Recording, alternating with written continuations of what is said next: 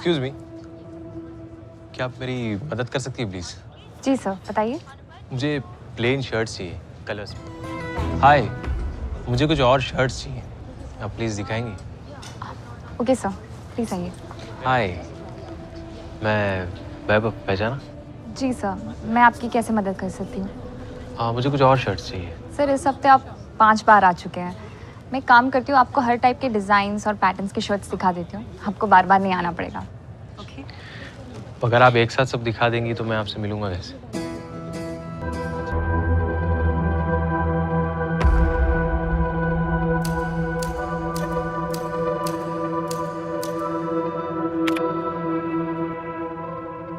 सब कुछ नॉर्मल लग रहा है राजेश जी।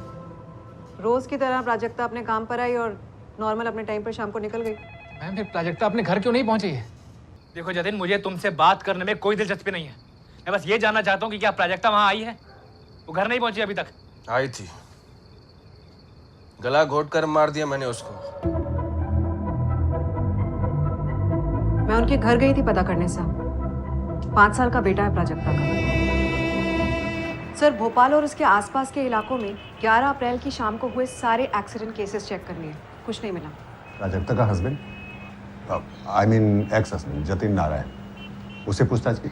सर डाइवोर्स अभी तक हुआ नहीं है, मामला कोर्ट में है। लेकिन प्राजक्ता के भाई राजेश के अकॉर्डिंग जतिन थोड़ा वायलेंट आदमी है, मारपीट करता है। यार आशिमा, अगर तुझे थोड़ा भी डाउट है ना तो तू प्लीज़ जाके पुलिस को सब बता दे। अगर प्राजक्ता उस लड़के के साथ भाग गई है ना तो ये बात पुलिस को पता होना ज़रूरी है, वरना तुझ पे आ जाएगा कि तूने इतनी बड़ी बात छुपाई। सर मुझे उसका नाम तो नहीं पता, लेकिन वो सिर्फ प्राजक्ता के लिए आता था स्टोर में। Excuse me, yes?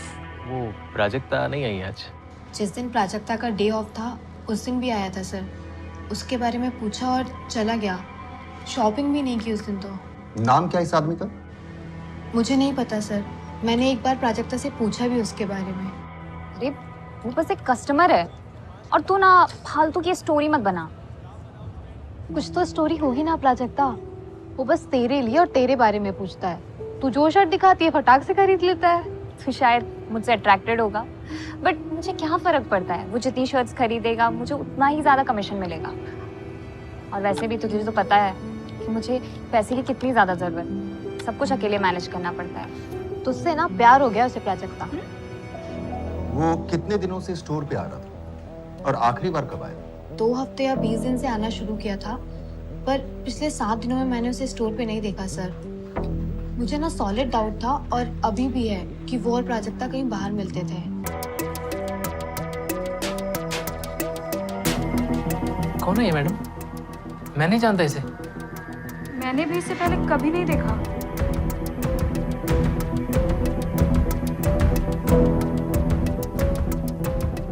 आरा बेटा, ये अंकल को आपने पहले कभी देखा है? मम्मी के साथ आप बाहर घूमने जाते थे ना, तभी अंकल मिले थे आपको?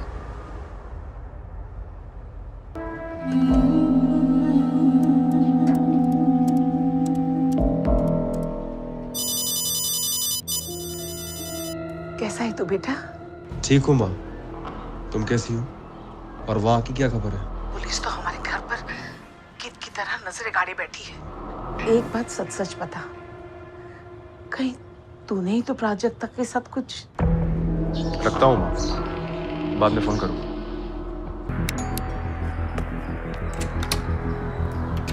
जी कहिए। वैभव प्रसाद यहीं रहते हैं। वैभव प्रसाद ये कौन है? सिम कार्ड के फॉर्म पे तो यही एड्रेस है। आपका एड्रेस? कमाल है, मेरे घर पर कोई वैभव प्रसाद रहता है और मुझे पता ही नहीं। एड्रेस तो नकली है, पता नहीं ये वैभव प्रसाद नाम भी असली है या नहीं। एक और अजीब बात है, सिम कार्ड 1 महीने पहले ही लिया गया था और कॉल रिकॉर्ड में सिर्फ एक ही नंबर है, प्राजक्ता का नंबर। यानी सिम कार्ड सिर्फ प्राजक्ता से बात करने के लिए ही लिया गया था।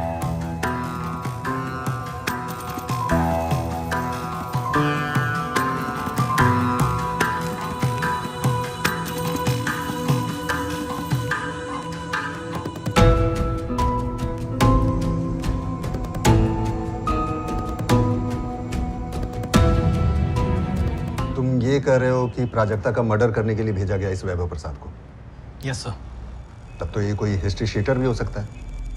पता करो इसका कोई अगर क्रिमिनल रिकॉर्ड है। और हाँ, जतिन नारायण के फोन रिकॉर्ड से ऐसा कुछ मिला जो सस्पिशियस हो? नहीं सर।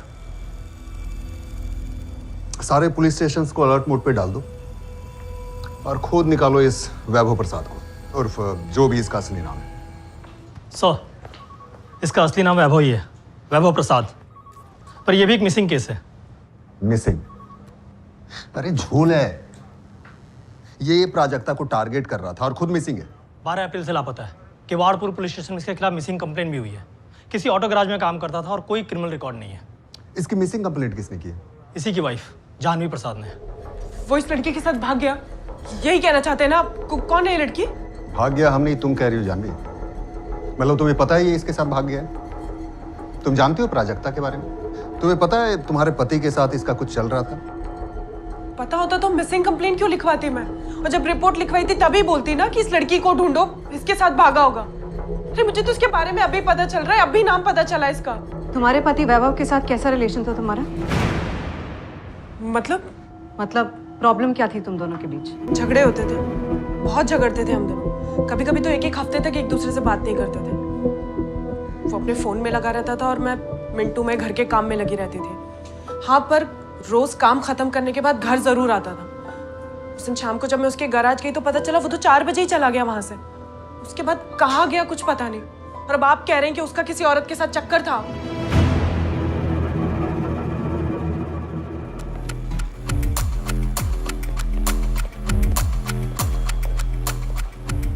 सलाम मैडम। हाँ कृष्णा, क्या लाया? मोनू जायसवाल को जानती है मैडम? नाम तो सुना हुआ लग रहा है। 3 आप मर्डर केस है जिसपे 2 साल पहले आपने उसको पकड़ा था, धरीवाल मर्डर केस में।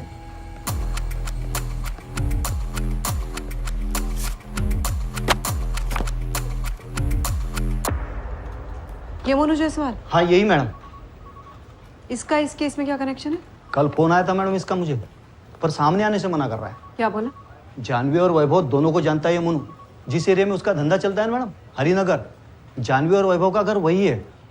अरे इतना सस्पेंस मत बना यार, क्या बोला उसने ये बता, मुद्दे पे आ। मोनू ने वैभव का पीछा किया था, प्राजक्ता और वैभव के बारे में पूरी इन्फॉर्मेशन निकाली थी, और वो ऐसा कह रहा था कि ये करने के लिए उसको जानवी ने कहा था।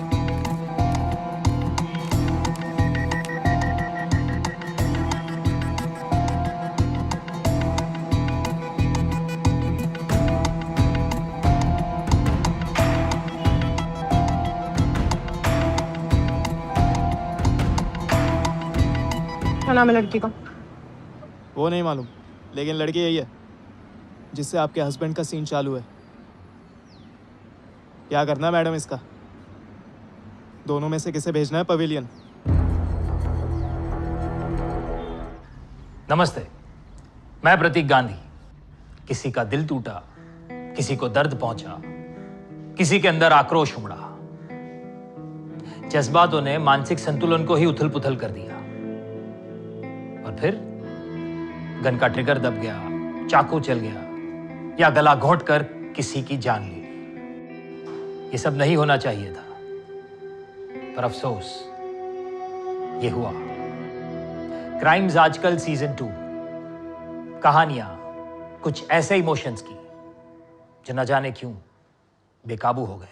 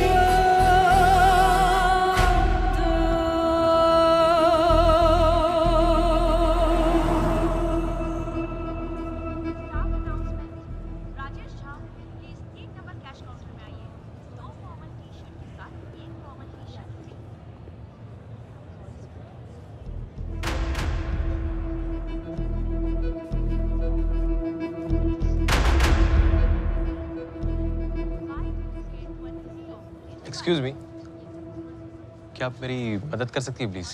जी सर, बताइए। मुझे प्लेन शर्ट चाहिए कलर्स में। कैजुअल या formals? Semi formal. Okay sir, please आइए।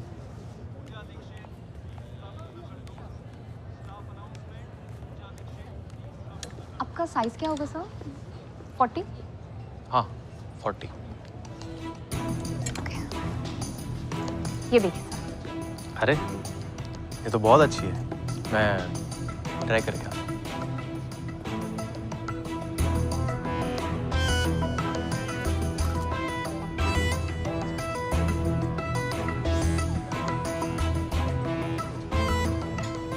हाय, मुझे कुछ और शर्ट्स चाहिए, आप प्लीज़ दिखाएंगी? ओके सर, प्लीज आइए। मेरा नाम वैभव है। ओके सर, आपको सेमी फॉर्मल्स ही चाहिए या कैजुअल? नहीं ऐसा कुछ नहीं, जो आपको अच्छा लगे दिखा दीजिए। ओके, प्लीज आइए।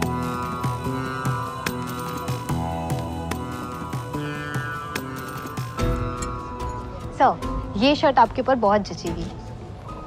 नहीं ये नहीं। ओके, मैं कुछ और दिखाती हूँ। एक्सक्यूज मी, यस वो प्राजक्ता नहीं आई आज? सर, प्राजक्ता का लंच टाइम है, मैं दिखाती हूँ ना आपको। कोई बात नहीं, कोई बात नहीं, मैं तब तक वेट कर लूँगा।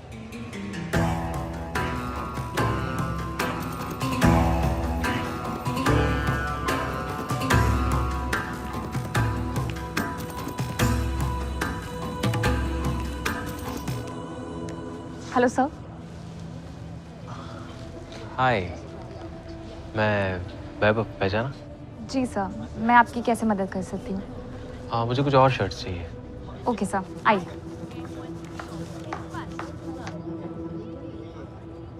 सर, इस हफ्ते आप 5 बार आ चुके हैं। मैं एक काम करती हूँ, आपको हर टाइप के डिज़ाइंस और पैटर्न्स के शर्ट्स दिखा देती हूँ, आपको बार बार नहीं आना पड़ेगा। ओके? अगर आप एक साथ सब दिखा देंगी तो मैं आपसे मिलूंगा कैसे?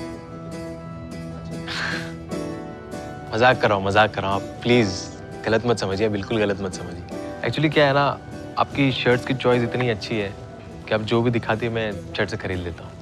Thank you. वेलकम। अच्छा, कॉफ़ी पीने चलेंगे मेरे साथ?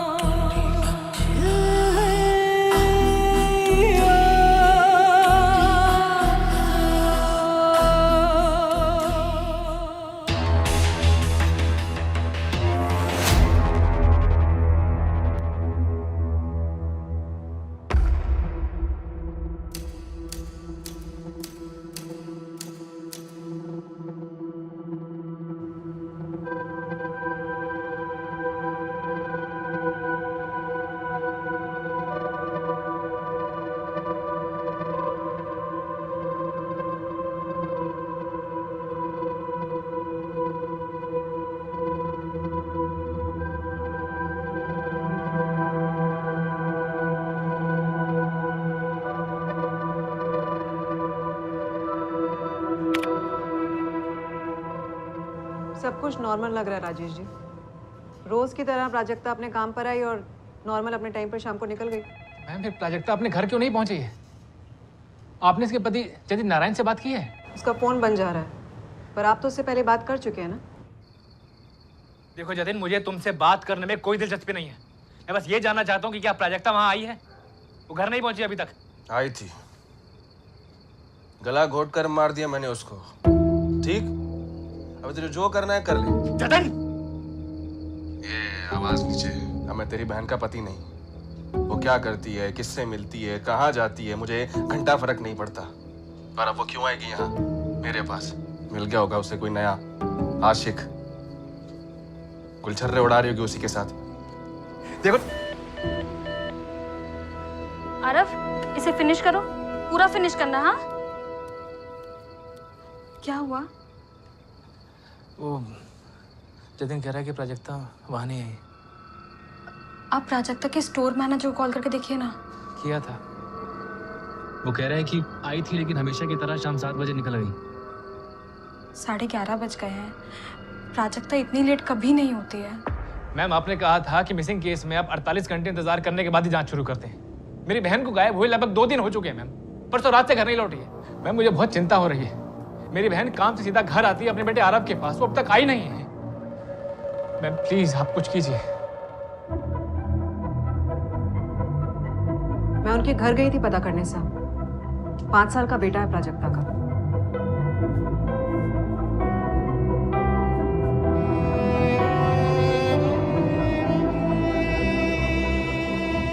सर, भोपाल और उसके आसपास के इलाकों में 11 अप्रैल की शाम को हुए सारे एक्सीडेंट केसेस चेक कर लिए, कुछ नहीं मिला।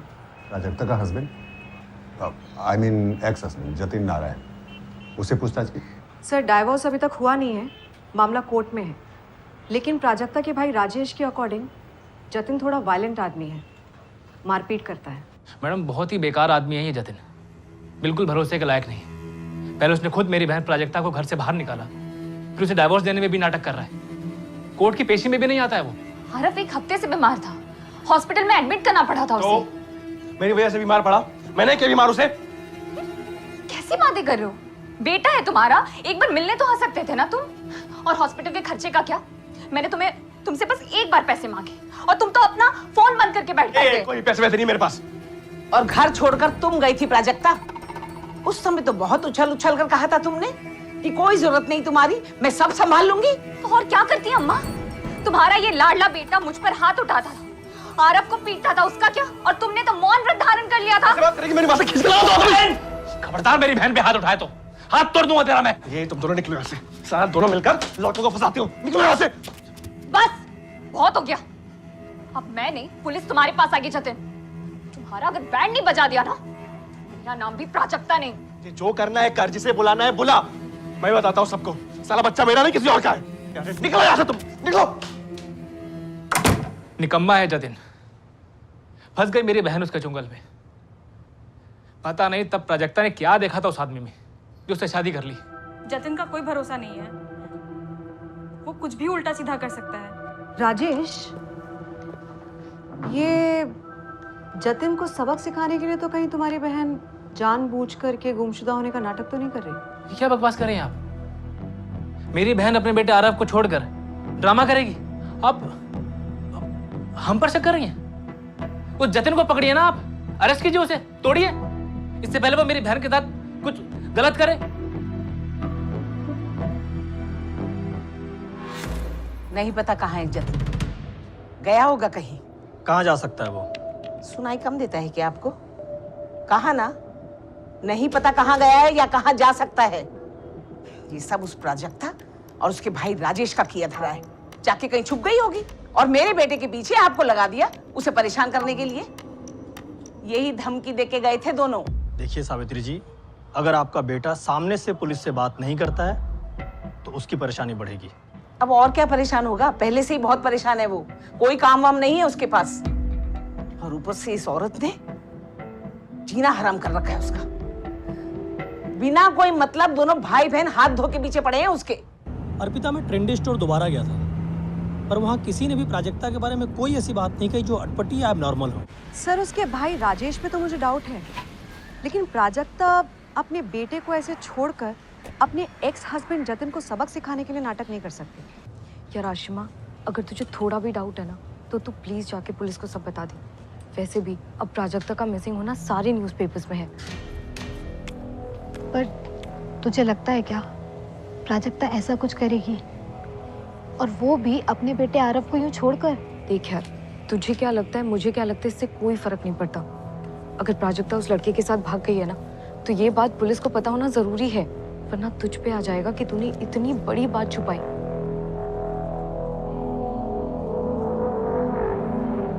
सर, मुझे उसका नाम तो नहीं पता, लेकिन वो सिर्फ प्राजक्ता के लिए आता था स्टोर में। Excuse me, yes. वो प्राजक्ता नहीं आई आज? जिस दिन प्राजक्ता का डे ऑफ था उस दिन भी आया था सर।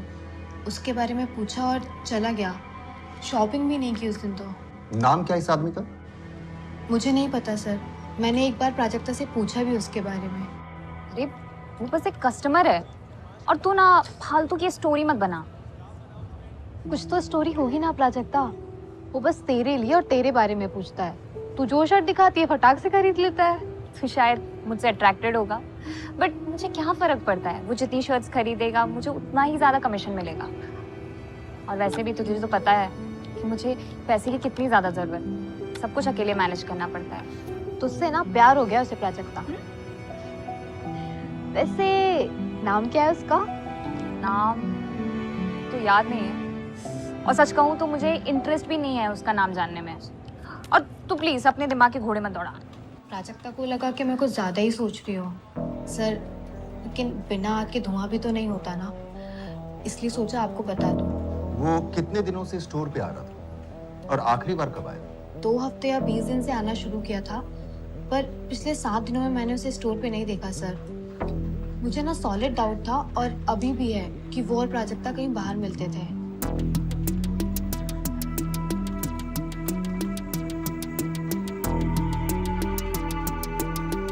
यही था सर, यही आदमी।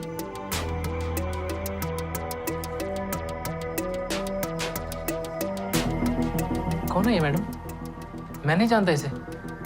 मैंने भी इससे पहले कभी नहीं देखा।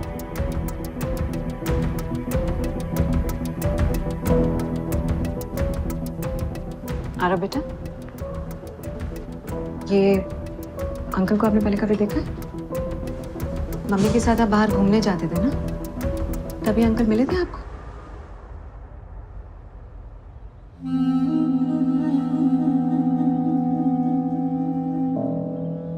मेरी मम्मा कहाँ है आंटी?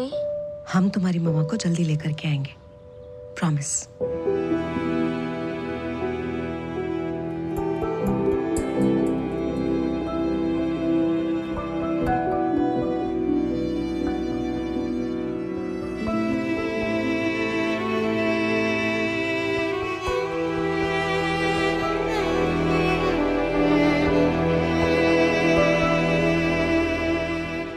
हरीश, मुझे उस नंबर के डिटेल्स चाहिए जल्दी। फ़ोन स्विच ऑफ आ रहा है। यहाँ जो लड़की मिसिंग है प्राजक्ता, उसकी लास्ट बात उसी नंबर पे हुई है। 4 दिन हो गए, लड़की मिली नहीं है। हम पे बहुत प्रेशर है, तू भी थोड़ा प्रेशर ले, नहीं तो आके बैठूंगा तेरे सर पे। पिछले 20 दिनों में प्राजक्ता की इस नंबर पे रेगुलर बात हुई है।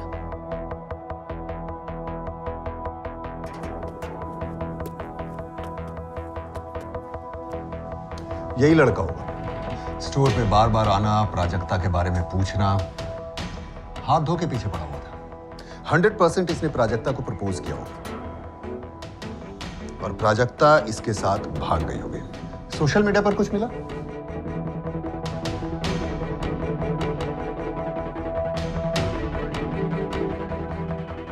प्राजक्ता का सोशल मीडिया अकाउंट है, पर बहुत कम पोस्ट करती है।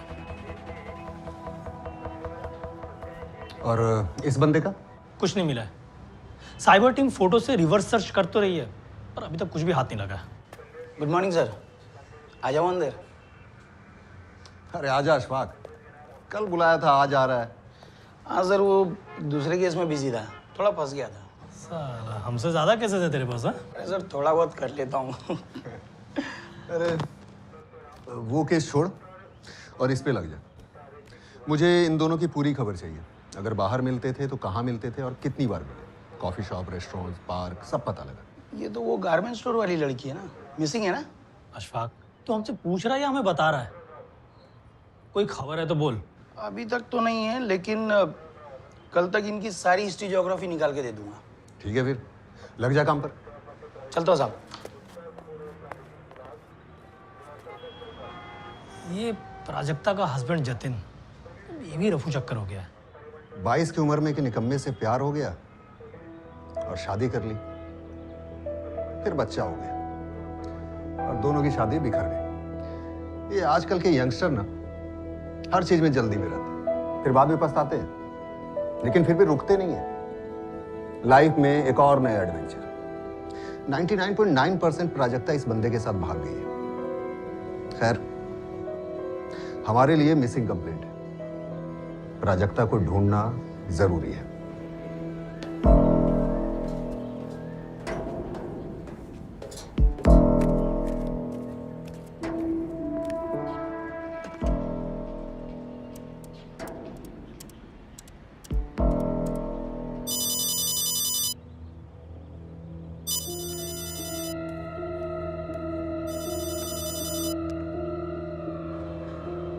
हेलो, कैसा है तू बेटा? ठीक हूँ माँ, तुम कैसी हो? और वहाँ की क्या खबर है? पुलिस तो हमारे घर पर कीट की तरह नजरें गाड़े बैठी है।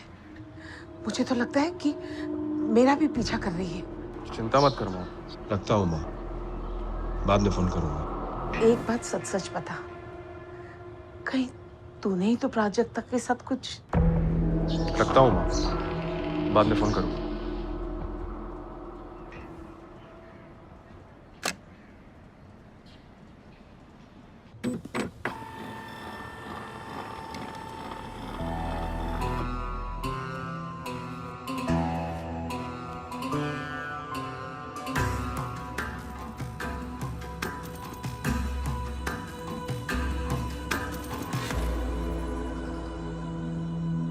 Let's meet cafe, Chaudhary circle, pin code 61। रोज शाम को प्राजक्ता और ये बंदे का मिलना यहीं पर होता था। सर, इनका लव स्टोरी का पूरा सीन यहीं पर है।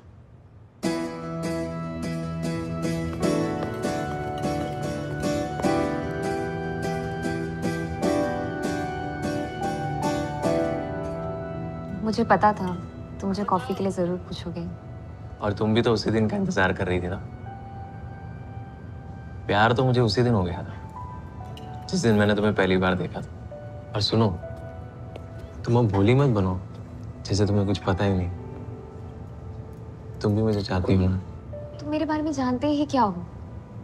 मैं एक 5 साल के बच्चे की माँ हूँ और पिछले 2-2.5 साल से मैं अपने हस्बैंड से अलग रह रही हूँ।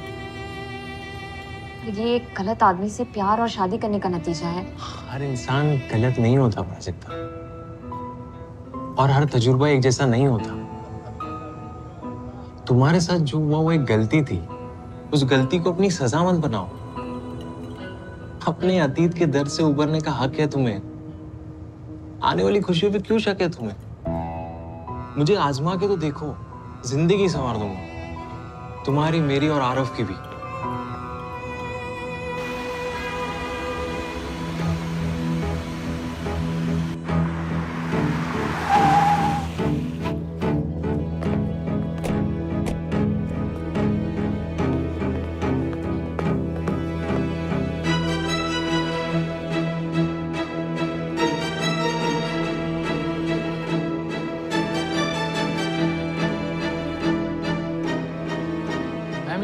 प्राजक्ता का दोस्त भी तो हो सकता है।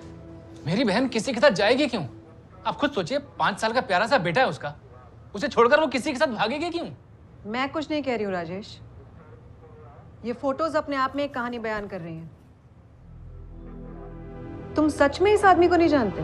मैं क्या बकवास कर रही हैं आप? अगर मैं इसे जानता होता तो इसी से पूछता ना कि मेरी बहन प्राजक्ता कहाँ है। मुझे डर लग रहा है मेरी बहन के साथ कुछ गलत तो नहीं हो गया। मैम, अगर मेरी बहन का इसके साथ कुछ होता भी जैसा कि आप कह रहे हैं तो मेरी बहन आकर मुझे तो बताती। मैं तो कुछ चाहता था कि प्राजक्ता लाइफ में दोबारा सेटल हो जाए, उसे प्यार करने वाला पति मिले, उसके बेटे आरव को एक अच्छा फादर मिले। मुझे नहीं पता मैम कौन है ये।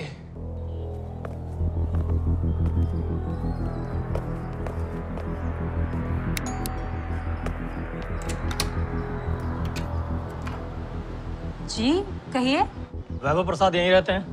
वैभव प्रसाद, ये कौन है? सिम कार्ड के फॉर्म पे तो यही एड्रेस है, आपका एड्रेस। कमाल है, मेरे घर पर कोई वैभव प्रसाद रहता है और मुझे पता ही नहीं। ये घर मेरा, अलका राठी और मेरे पति मुकेश राठी का है और हम किसी वैभव प्रसाद को तो नहीं जानते।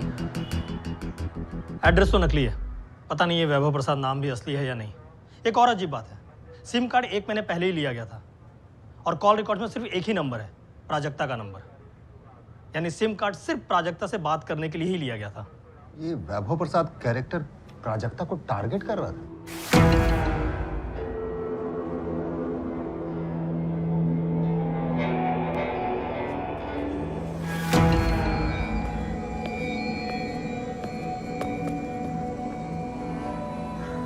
तो यहाँ कोई ना कोई क्राइम के आसार भी दिख रहे हैं। सर, वैभव प्रसाद पक्का जतिन नारायण का हायर किया गया आदमी हो और जतिन नारायण ने ही वैभव प्रसाद को प्राजक्ता के पीछे भेजा होगा।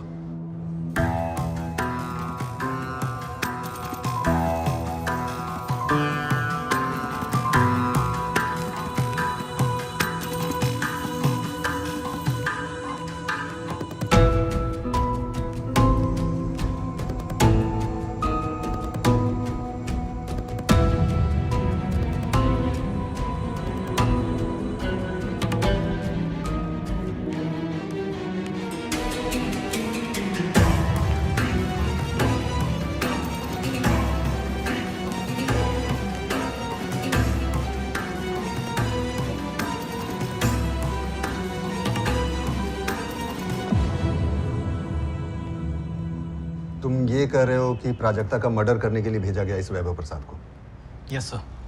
तब तो ये कोई हिस्ट्री शीटर भी हो सकता है। पता करो इसका कोई अगर क्रिमिनल रिकॉर्ड है। और हाँ, जतिन नारायण के फोन रिकॉर्ड से ऐसा कुछ मिला जो सस्पिशियस हो? नहीं सर। सारे पुलिस स्टेशंस को अलर्ट मोड पे डाल दो और खोद निकालो इस वैभव प्रसाद को, उर्फ जो भी इसका असली नाम है।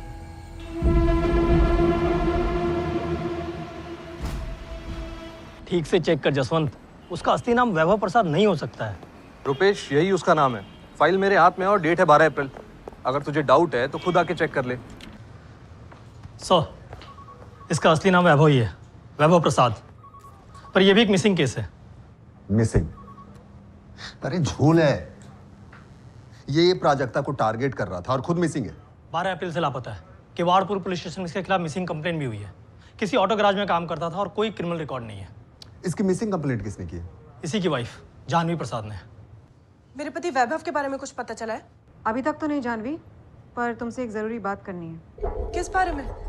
क्या हुआ है मेरे हस्बैंड को? कहाँ है वो? क्या वो इस लड़की के साथ भाग गया? यही कहना चाहते हैं ना आप? कौन है ये लड़की? भाग गया हम नहीं, तुम कह रही हो जानवी। मतलब तुम्हें पता है ये इसके साथ भाग गया है? तुम जानती हो प्राजक्ता के बारे में? तुम्हें पता है तुम्हारे पति के साथ इसका कुछ चल रहा था? पता होता तो मिसिंग कंप्लेंट क्यों लिखवाती मैं?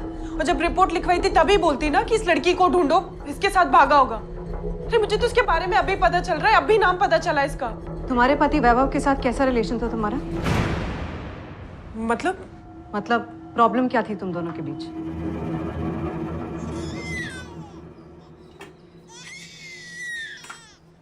जानवी, मिंटू कब से रोए जा रहा है, देख नहीं सकती उसे? वैभव, तुम्हारा ही डब्बा बना रही हूँ मैं। 2 मिनट के लिए तुम देख लोगे उसको तो कुछ बिगड़ जाएगा क्या? मुझे तुम्हारा डब्बा नहीं चाहिए, मैं बाहर खा लूंगा। अरे तुम्हारे रोज रोज के यही ड्रामे। बाहर खाना खाने को तैयार हो, लेकिन 2 मिनट के लिए मेरी हेल्प नहीं कर सकते? हाँ, नहीं कर सकता हेल्प। तुम सब काम छोड़कर किचन में डब्बा बनाना।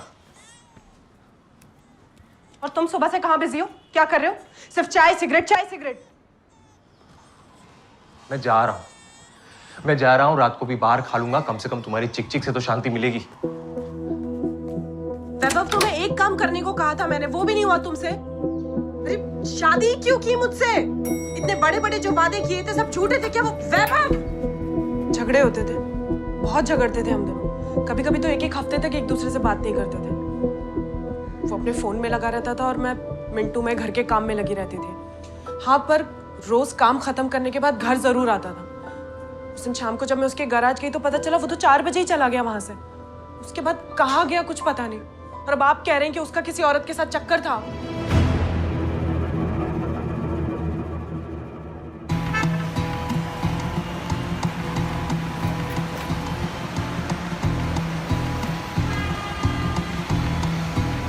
वैभव अपनी शादी से खुश नहीं था और प्राजक्ता अपने पति से अलग रह रही थी। अरे दोनों कहीं भाग गए, यही केस है। मैं आरव से मिली हूँ सर।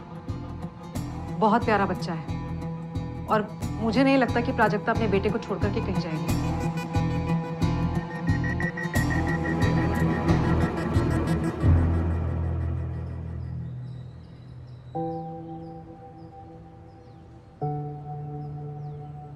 मम्मा वापस कब आएगी मामी? आरव, मम्मी जल्दी वापस आ जाएंगे। मम्मा मुझे छोड़कर क्यों गई? छोड़कर नहीं गई है बेटा। तो फिर कहाँ गई मेरी मम्मी? मम्मी ना किसी काम से गई है। हम जल्दी उन्हें वापस ले आएंगे। लो खाओ तो। फोन रिकॉर्ड्स कल तक आएंगे रुपेश। थोड़ा टाइम लग रहा है, वो क्या है ना, दूसरे केसेस में बिजी थे हम। आई अंडरस्टैंड जसवंत, बट ये केस भी अर्जेंट है। और हाँ, प्राजक्ता से बात करने के लिए वैभव एक नया नंबर यूज़ कर रहा था, लेकिन वैभव की वाइफ जानवी ने जो तुम्हें नंबर दिया है वो उसका दूसरा नंबर है। हमें उस नंबर के कॉल रिकॉर्ड्स चाहिए। उस नंबर की कॉल रिकॉर्ड्स कल तक मिल जाएंगे। वैसे मुझे नहीं लगता कि ये कोई मिसिंग केस है। ये वैभव प्रसाद और प्राजक्ता तिवारी दोनों अपनी जिम्मेदारियों से पीछा छुड़ाना चाहते होंगे। मिले, प्लान बनाया और भाग गए। नहीं जसवंत, इस वैभव ने प्राजक्ता को टारगेट किया 100% प्राजक्ता के एक्स हस्बैंड जतिन के कहने पे। चलो एक बार तुम्हारी बात मान लेते हैं कि वैभव और प्राजक्ता का अफेयर था और दोनों रफू चक्कर हो गए, बट इन दैट केस ये जतिन ये क्यों अंडरग्राउंड है?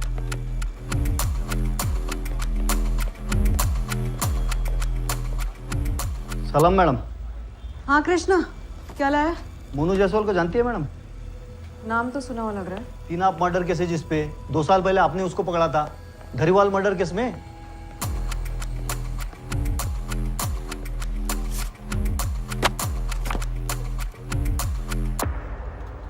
ये मोनू जायसवाल? हाँ यही मैडम।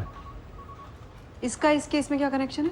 कल फोन आया था मैडम इसका मुझे, पर सामने आने से मना कर रहा है। क्या बोला? जानवी और वैभव दोनों को जानता है ये मोनू।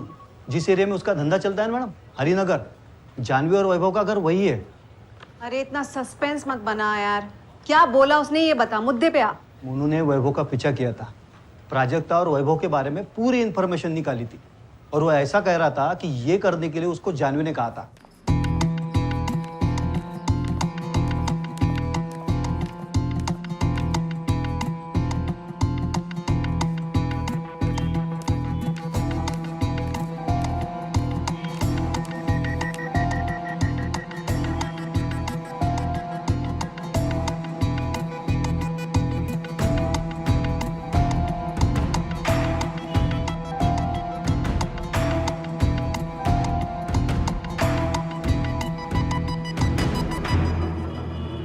क्या नाम है लड़की का? वो नहीं मालूम, लेकिन लड़की यही है जिससे आपके हस्बैंड का सीन चालू है। क्या करना है मैडम इसका? दोनों में से किसे भेजना है पवेलियन?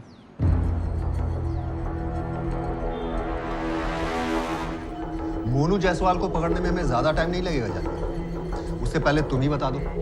हमें पता है कि मोनू जायसवाल ने तुमसे पूछा था किसको पेवेलियन भेजना है। मैंने उसकी बात का कोई जवाब नहीं दिया था। मुझे सिर्फ उस औरत के बारे में जानना था। मैं उससे मिलना चाहती थी, उसे बोलना चाहती थी कि भगवान के लिए मेरे पति को छोड़ दे। जब पहले तुमसे पूछा था तब तुम्हें इस औरत के बारे में कोई आइडिया नहीं था? अब भी कोई आइडिया नहीं है मैडम। हाँ, पर वैभव को लेके मेरे मन में जो डाउट था उसका जवाब मुझे मिल गया। अगर वैभव ने मुझे छोड़ दिया तो मैं कहाँ जाऊंगी, मैं क्या करूंगी? 4 साल पहले वैभव से मिली थी, मैं सेकेंड ईयर कॉलेज में थी। जब पापा को उसके बारे में पता चला तो उन्होंने बहुत गुस्सा किया, लेकिन पता नहीं मुझे उसमें ऐसा क्या दिखा कि एक दिन सब कुछ छोड़कर मैं उसके साथ भाग गई। घर, वाराणसी, माँ बाप, सब कुछ पीछे छूट गया। लेकिन अब समझ आता है कि कितनी बड़ी बेवकूफ थी मैं। ये सब करके मुझे क्या मिला? रोज के झगड़े, एक आदमी जिसके लिए मैंने अपना सब कुछ दांव पे लगा दिया। वो ऐसा निकलेगा मैंने कभी सपने में भी नहीं सोचा था। मिंटू के पैदा होने के बाद भी उस आदमी में कोई सुधार नहीं आया। उसे सिर्फ एक काम आता था, उससे झगड़ा करना। पिछले कुछ दिनों से उसका बर्ताव मुझे बहुत अटपटा लग रहा था। मुझे शक था कि उसे कोई और मिल गई है। इससे पहले कि वो मुझे छोड़ दे, मैं उस लड़की से मिलना चाहती थी, उसे बोलना चाहती थी कि किसी और को ढूंढ ले, बस मेरे पति को छोड़ दे। जानती हूँ मैं तुम्हें कोई और मिल गई, तभी तो सारा दिन फोन से चिपके रहते हो। किसी और के बारे में सोचना भी मत वैभव, वरना सारी जिंदगी पुलिस और कोर्ट के चक्कर लगाते रह जाओगे। मैं तुम्हें वार्निंग दे रही हूँ। अपना परिवार इसलिए छोड़कर नहीं आई तुम्हारे लिए कि तुम कहीं और जाकर मुंह मारो। और ये तो बिल्कुल भी मत सोचना कि मैं एक अबला नारी हूँ जो चुपचाप बैठकर सब कुछ सहती रहूंगी।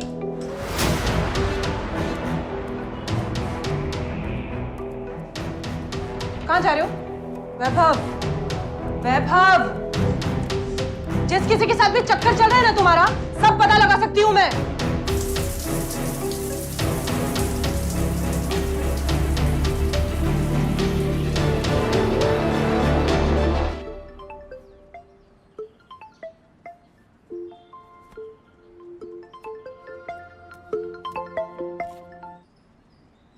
हेलो, क्या मैं वैभव से बात कर सकती हूँ? कौन बोल रहा है? मैं उनकी फ्रेंड हूँ। तुझे शर्म नहीं आती? क्या बोल रही हैं आप? तुझे पता है ना वैभव शादीशुदा है, या उसने बताया नहीं तुझे? माफ कीजिए, मुझे वैभव से बात करनी है। वैभव के आसपास भी आई है ना तो काट के रख दूंगी, समझी? Hello hello hello. कौन थी ये? कोई काम का फोन होगा जानवी। तुम्हारे ऑटो गैराज में लड़कियां कब से काम करने लग गई? कस्टमर भी हो सकता है। तो कस्टमर गैराज में डायरेक्टली फोन करेगा ना, या पर्सनली तुम्हें फोन मिलाएगा? मुझे नहीं पता, परेशान हो गया हो तुम्हारे इन फालतू के सवालों से। वैभव, वैभव, ये वही औरत थी। वो नंबर मैंने पहले भी देखा था। फ़ोन मिलाने की कोशिश करी तो फ़ोन बंद आ रहा था। मुझे शक हुआ कि वो दोनों आपस में किसी और नंबर से बात करते होंगे, तो मैंने मोनू जायसवाल को कांटेक्ट किया। उसे इस औरत के बारे में पता लगाने को कहा। और मोनू को इसके लिए मैंने पैसे भी दिए थे। फिर अचानक वैभव गायब हो गया। मोनू से भी मेरी बात नहीं हो पा रही थी। पता नहीं उसने आपको फ़ोन करके सब कुछ कैसे बता दिया, पर मेरा यकीन मानिए, मेरा इरादा सिर्फ इस औरत के बारे में पता करना था। इससे मिलकर सिर्फ इसे ये बोलना चाहती थी कि मेरी शादीशुदा जिंदगी बर्बाद ना करे। कब बात हुई थी तुम्हारी इस औरत प्राजक्ता से? जब उसने वैभव के नंबर पर फोन किया था? हाँ, तभी बात हुई थी, लगभग 2 हफ्ते पहले। ये वैभव के इस नंबर पे कॉल आया था? ये नंबर तो मेरे पास है ही नहीं। इस नंबर से वैभव उस चुड़ैल से बात करता था। 1 मिनट।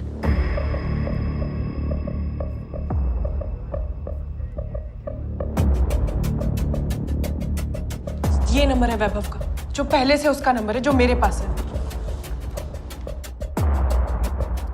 तुम्हें वो नंबर याद है जिससे प्राजक्ता वैभव से बात किया करती थी?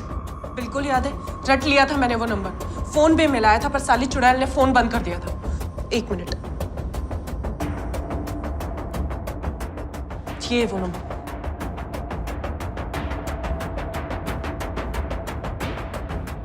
प्राजक्ता का ये नंबर हमारे पास नहीं है।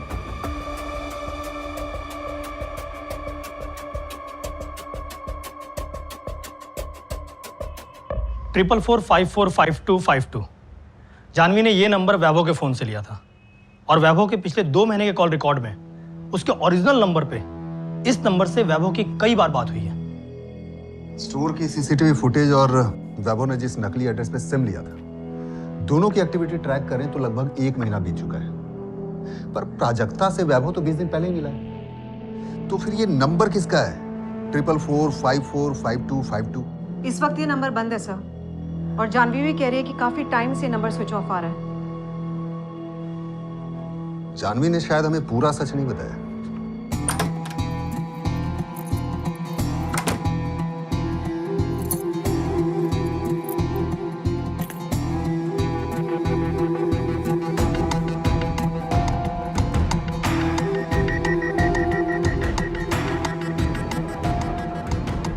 इस नंबर के कॉल रिकॉर्ड्स हमें कल चाहिए थे हरीश, बहुत अर्जेंट है। सर आप मेरे पे बहुत प्रेशर डालते हैं हमेशा, मेरी भी सोचिए थोड़ा कभी। ये सब इतनी जल्दी नहीं। तेरा सोच के कल का बोल रहा हूँ। कल सुबह तक सारे डिटेल्स मेरे टेबल पे होने चाहिए।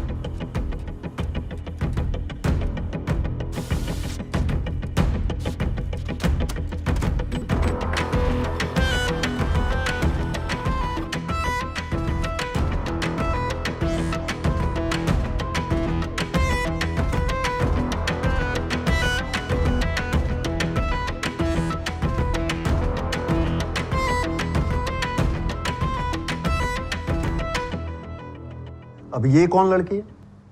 रश्मि कुशवाहा।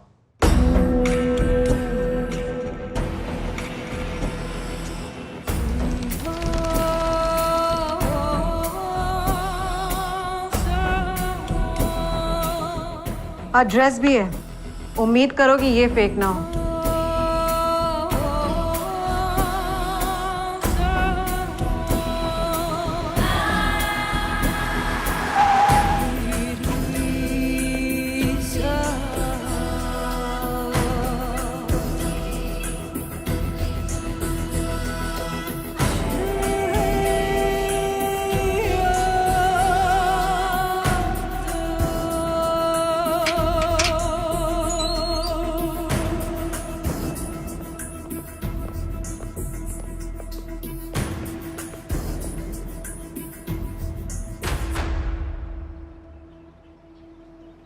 ये रश्मि कुशवाहा 12 नंबर कोठी में रहती है?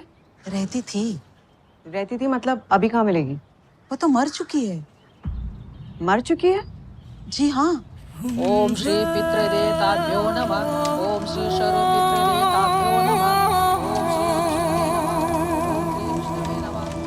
ओम श्री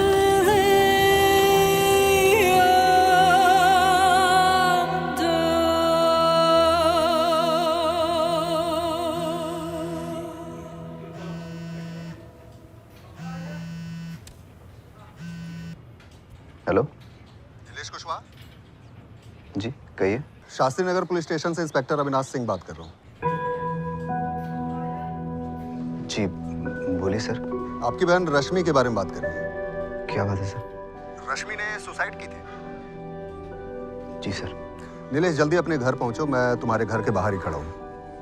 एक घंटा लग जाएगा और कुछ काम भी निपटाना है ऑफिस में। बॉस को भी पूछना पड़ेगा।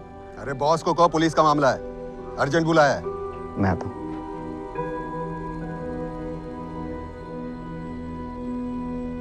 सर, सुसाइड की report local police station Chandra Nagar में रिपोर्ट की गई थी। और एक बात और सर, रश्मि ने 11 अप्रैल की रात को आत्महत्या की है। उसी रात तो प्राजक्ता और वैभव भी गायब हुए थे। हाँ सर। हाँ सर, मैंने वैभव प्रसाद के बारे में सुना है, लेकिन कभी मिला नहीं। मेरी बहन रश्मि के साथ उसका क्या रिश्ता था मुझे नहीं पता सर। तो फिर उसके बारे में कहाँ से सुना? सर वो रश्मि के सुसाइड लेटर से पता चला था। सुसाइड रिपोर्ट से हमें यह पता चला कि रश्मि छत पे गई और अपने ऊपर केरोसिन छिड़ककर आग लगा दी। तुम तो घर पे ही थे ना नीलेश? जी सर। तो फिर तुम्हें कैसे पता नहीं चला रश्मि ऐसा कुछ कर रही है या करने का सोच रही है? सुसाइड। काश मैं भाप लेता सर। रश्मि बहुत डिप्रेस थी, बहुत परेशान थी, लेकिन वो सुसाइड कर लेगी ये मैंने सोचा नहीं था सर। उस रात मेरा दोस्त गौरव घर आया था।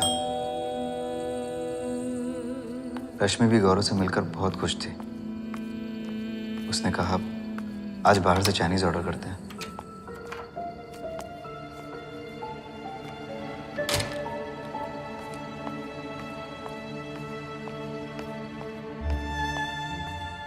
हमने साथ बैठकर खाना खाया, सब कुछ नॉर्मल था। रश्मि को देखकर ऐसा कुछ नहीं लगा।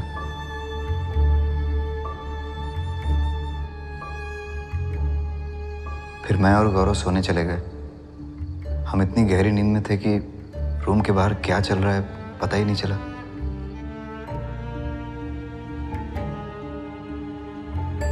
सुबह जब मैं उठा और कमरे से बाहर निकला तो कुछ अजीब सी स्मेल आई।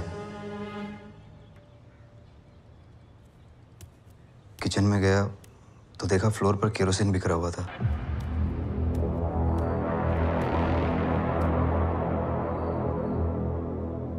मुझे समझ में नहीं आया कि घर में केरोसिन कहां से आया।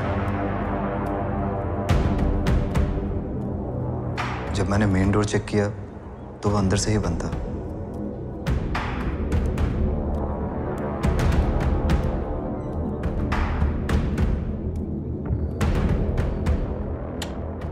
रश्मि? रश्मि? मैं रश्मि को उसके कमरे में जगाने गया तो देखा वो वहां नहीं थी।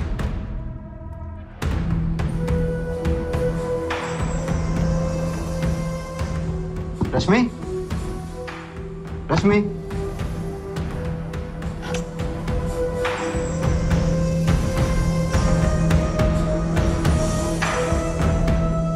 मुझे लगा शायद वो छत पर सोने गई होगी। रश्मि? रश्मि? रश्मि? रश्मि? रश्मि? रश्मि? गौरव! गौरव!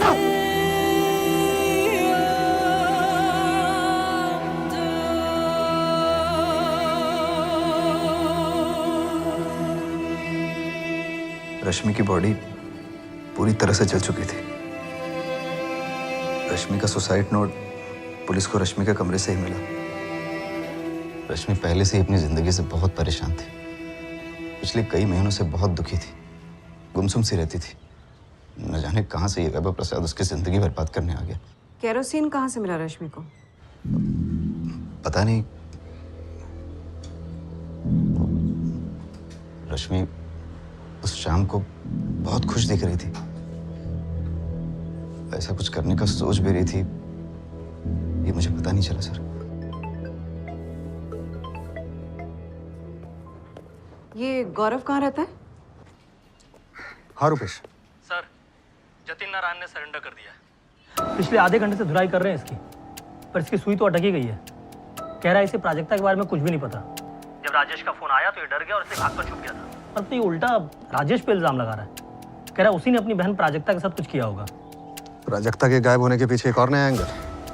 इधर रश्मि ने सुसाइड नोट में वैभव प्रसाद का नाम ही मेंशन किया है। चंद्रनगर पुलिस स्टेशन से रश्मि की सुसाइड की पूरी स्टोरी जाननी होगी, सुसाइड नोट और इन्वेस्टिगेशन की सारी डिटेल्स। आखिर ये वैभव प्रसाद है कौन? पहले प्राजक्ता और अब ये रश्मि कुशवाहा। अपने अतीत के दर्द से उबरने का हक है तुम्हें। आने वाली खुशियों पे क्यों शक है तुम्हें रश्मि? ऐसा तुम अब कह रहे हो वैभव। एक बार मेरे बारे में सब जान लोगे तो तुम्हारा इरादा बदल जाएगा। सब कुछ बदल सकता है, पर मैं कभी नहीं बदलूंगा। ना मैं, ना तुम्हारे लिए मेरा प्यार प्राजक्ता।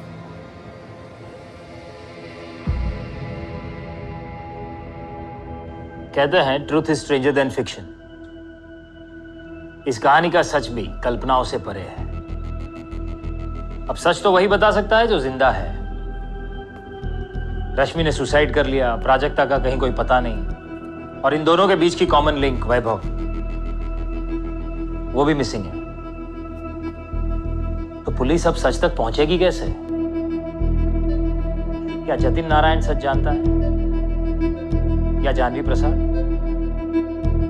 या प्राजक्ता का भाई राजेश, या फिर रश्मि का भाई नीलेश और उसका दोस्त गौरव?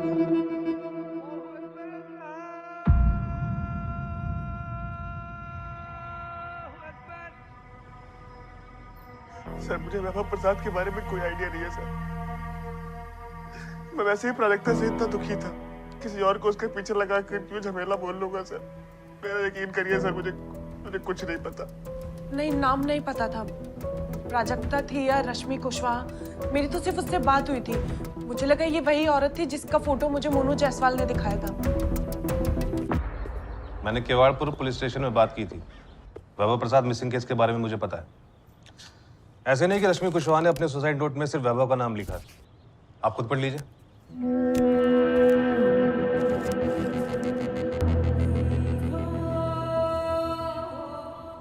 मैं आत्महत्या कर रही हूँ। मेरी मौत का जिम्मेदार तरुण बघेल है। अब ये तरुण बघेल कौन है?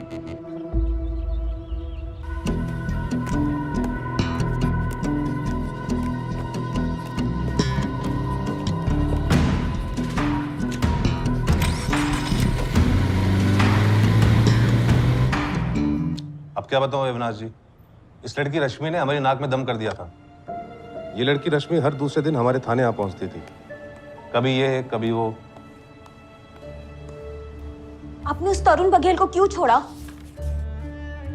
हमने नहीं छोड़ा, कोर्ट के ऑर्डर्स थे। आपने जानबूझ के केस ही इतना ढीला बनाया ताकि उसे बेल मिल जाए। आपको पता भी है अब वो हमें कितना परेशान कर रहा है, जीना हराम करके रख दिया हमारा।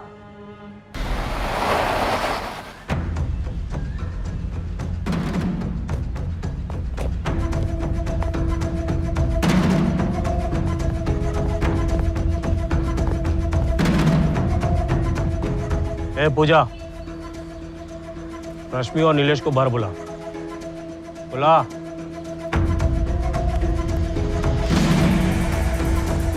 क्यों, क्या हुआ? वो छोड़ गए मुझे देख के? साक्षात तुम्हारे सामने खड़ा हूं। पुलिस भी मेरा कुछ नहीं बिगाड़ पाई, लेकिन अब मैं तुम्हारा सब कुछ बिगाड़ दूंगा। निकल जा यहाँ से हरामी। हरामी बोलती है मुझे? हरामी पना तो तू मेरा अभी देखेगी। तेरे माँ बाप तो मर गए बिना मेरे लोन का पैसा चुकाए, लेकिन अब तुम दोनों को मेरा लोन और मेरा सूद दोनों चुकाना हो, वरना उठा के बाहर फेंक दूंगा। हाथ लगा के दिखा तरुण, हाथ लगा के दिखा। हाथ से ना तेरी यूं उखाड़ के रख दूंगी। अच्छा तरुण जी, मैं आपका पूरा लोन चुका दूंगा। मैं जॉब कर रहा हूँ। इस घंटे को इतनी इज्जत मत दो भैया, बाप का खूनी है ये। सही कहा रश्मि तूने, गुंडा हूं मैं। तेरा माँ बाप का हाल तो तूने देख ही लिया है, अब देख तेरा और तेरे इस भाई का क्या हाल करूंगा। तरुण जी, आपके पैसे मिल जाएंगे, बस हमें कुछ दिन की मोहलत दे दीजिए। 2 सिर्फ 2 महीने हैं तेरे पास। 25 लाख लोन और 5 लाख सूद। और उसके बाद अगर 2 महीने बाद अगर मुझे पैसे नहीं मिले, पहले दीवार टूटेगी फिर छत गिरेगी, और हाँ बुलडोजर भी चलेगा। लाके दिखा बुलडोजर, देख फिर कैसे सर फोड़ती हूँ तेरा तरुण बघेल। बहुत उछल रही रश्मि, मुझे मालूम है तू कहाँ पढ़ती है, कैसे आती जाती है। बचेगी तभी सर फोड़ेगी ना। वो खुलेआम आकर हमें धमकी देता है और उसे बेल मिल जाती है, ये इंसाफ है आपका? रश्मि, फिर से बता रहा हूँ, हमने उसे बेल नहीं दी है, कोर्ट के ऑर्डर से, इसलिए छोड़ना पड़ा। और अगर उसने तुम्हें धमकी दी है तो तुम कंप्लेंट लिखवाओ। पहले भी कंप्लेंट की थी। मेरे माँ बाबा की मौत उसकी वजह से हुई है, उसका क्या एक्शन लिया आपने? रश्मि, हमने उसे गिरफ्तार किया था, अब उसे कोर्ट से बेल मिल गई है, इसका मतलब ये नहीं वो निर्दोष है। हम इन्वेस्टिगेट कर रहे हैं। तो फिर आप उसे दोबारा गिरफ्तार कीजिए। मैं कह रही हूँ ना, मेरे माँ बाबा की मौत का जिम्मेदार तरुण है। हमने तरुण बघेल को भी वार्निंग दी थी। एक व्यापारी है, लोग उससे ब्याज पे पैसे उठाते हैं। रश्मि के फादर ने भी तरुण बघेल से पैसे उधार लिए थे, लेकिन लौटा नहीं पाए। मैं आत्महत्या कर रही हूँ। मेरी मौत का जिम्मेदार तरुण बघेल है। मेरे माँ बाप ने भी अपनी जान तरुण बघेल के वजह से गंवाई, और आज मेरी मौत का जिम्मेदार तरुण बघेल ही है। तरुण बघेल और वैभव प्रसाद, ये दोनों जिम्मेदार हैं मेरी मौत के। वैभव प्रसाद वो आदमी है जिसने सिर्फ और सिर्फ मेरा फायदा उठाया है, इस्तेमाल किया है मेरा। माँ, बाबा, मैं बहुत जल्द आपसे मिलूंगी। रश्मि। रश्मि तरुण बघेल से परेशान थी और इसमें वैभव प्रसाद भी आ टपका। अपने माँ बाप को खोने के बाद रश्मि जैसे पागल सी हो गई थी।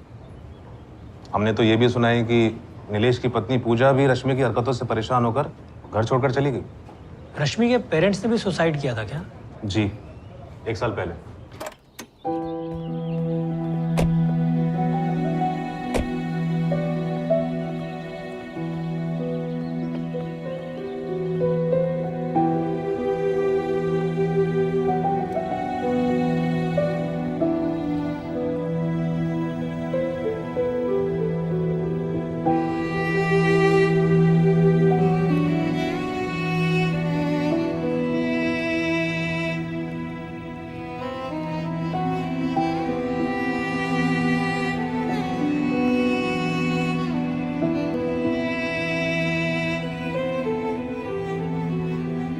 रश्मि के माँ बाप ने जहर खा लिया था। सुसाइड नोट में साफ साफ लिखा था कि तरुण बघेल के अत्याचारों से तंग आकर वो अपनी जान ले रहे हैं। अबेटमेंट टू सुसाइड के तहत हमने तरुण बघेल को गिरफ्तार भी किया था।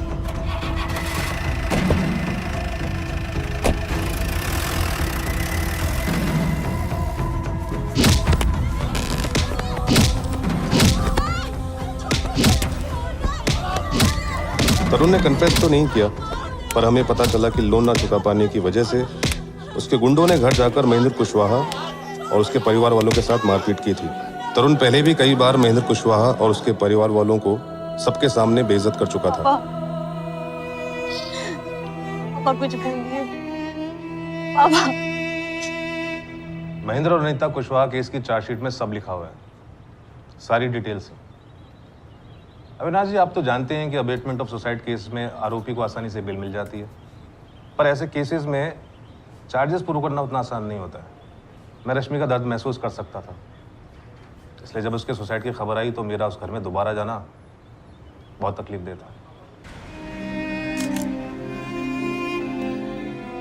पहली 2 सुसाइड्स बहुत डरावनी थी और ये हद से भी ज्यादा भयानक। सुसाइड करते वक्त रश्मि किस दर्द से गुजरी होगी, सोच के भी रोंगटे खड़े हो जाते हैं।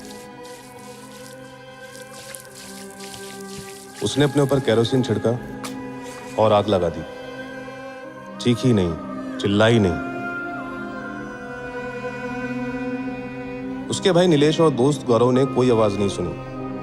पड़ोसियों को भी पता नहीं चला, ना कुछ सुना ना कुछ देखा। बहुत दर्दनाक रहा होगा, पर ये सब किस लिए? सिर्फ एक लोन के लिए? लोन जो नीलेश के फादर ने नीलेश का बिजनेस सेट करने के लिए लिया था, बिजनेस ठीक से शुरू होने से पहले ही ठप हो गया। सारा पैसा गंवाया वो अलग, और अब उनके सर पर लोन की तलवार लटक रही थी।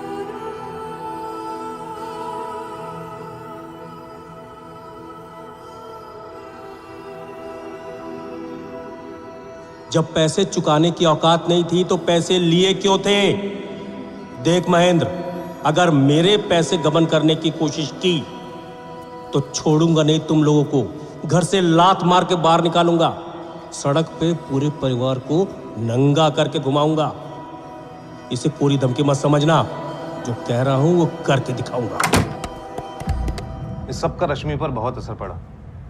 हमेशा दुखी और परेशान रहती थी। इसकी जिंदगी में इस वैभव प्रसाद की कहां से एंट्री हो गई पता नहीं अविनाश जी। आप कह रहे हैं कि इस वैभव ने प्राजक्ता नाम की लड़की को भी फंसाया था, तो हो सकता है कि रश्मि के साथ भी यही किया होगा। पहले उसे अपने प्यार के जाल में फंसाया होगा, फिर उसका इस्तेमाल करके छोड़ दिया होगा। रश्मि एक सदमे से उबर भी नहीं पाई थी, फिर ये वैभव सह नहीं पाई होगी।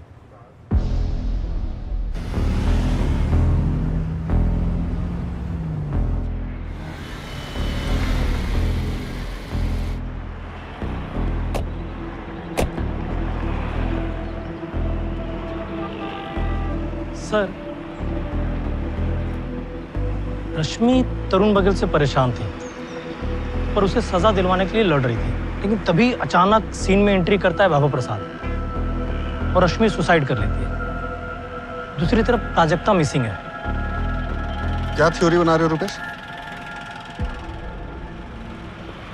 यही कि कहीं तरुण बघेल ने ही वैभव प्रसाद को भेजकर रश्मि को टारगेट बनाकर उसे ठिकाने लगाया हो, और दूसरी तरफ प्राजक्ता ने भी तरुण बघेल से पैसे उधार लिए हों और पैसे नहीं चुका पाई, तो तरुण बघेल ने वहां भी वैभव प्रसाद को भेजकर प्राजक्ता को ठिकाने लगाया। अपने अतीत के दर्द से उबरने का हक है तुम्हें। आने वाली खुशियों पे क्यों शक है तुम्हें रश्मि? ऐसा तुम अब कह रहे हो वैभव। एक बार मेरे बारे में सब जान लोगे तो तुम्हारा इरादा बदल जाएगा। सब कुछ बदल सकता है, पर मैं कभी नहीं बदलूंगा। ना मैं, ना तुम्हारे लिए मेरा प्यार प्राजक्ता।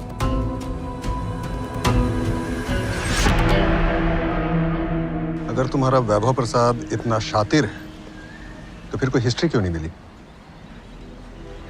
जी नहीं मैडम, मैं नहीं जानता किसी तरुण बघेल को। प्राजक्ता ने कभी कोई जिक्र नहीं किया तरुण बघेल के बारे में। नहीं, देखिए मेरी बहन प्राजक्ता पहले तो कोई लोन लेगी नहीं किसी से, और अगर लिया भी हुआ तो मुझे पूरा विश्वास है वो लोन को चुकता भी करेगी। हाँ, शायद मुझे नहीं बताएगी उसके बारे में। बहुत ही स्वाभिमानी लड़की है प्राजक्ता, बहुत मेहनत करके अपने बेटे आरव की देखभाल कर रही थी वो। मैम, आपने इस तरुण बघेल से पूछताछ की क्या इसने मेरी बहन को अगवा किया है?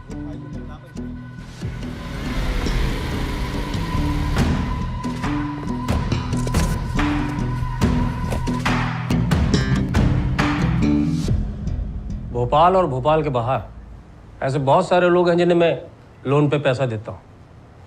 अब पैसा दिया है तो वापस भी तो चाहिए ना सर, आखिर हमें भी अपना परिवार पालना है।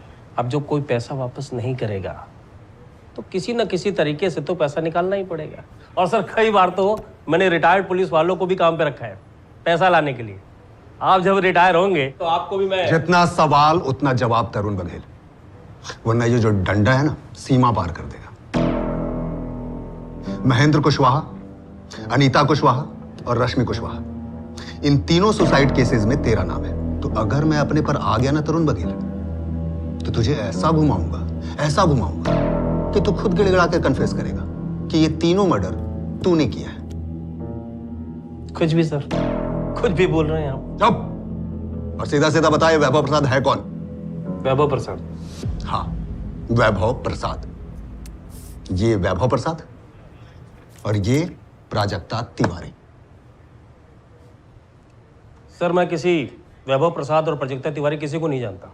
जब कोई पैसा वापस नहीं करता है, ज्यादा परेशान करता है, तो पैसा वसूलने के लिए अपने आदमियों को भेजता हूँ। डरा धमका के पैसा निकाल लेता हूँ। अब किसी को हायर करना और जिसे लोन दिया है उसे प्यार मोहब्बत के चक्कर में फंसा करके ब्लैकमेल करके पैसा वसूलना, सर ना तो इतना समय मेरे पास है और ना ये सब सोचने के लिए भगवान ने मुझे दिमाग दिया है। पैसा वसूलने के लिए सर इतनी लंबी चौड़ी कहानी बुनना मेरे बस की बात नहीं सर। मैं एक व्यापारी आदमी हूँ, कोई नॉवल का राइटर नहीं।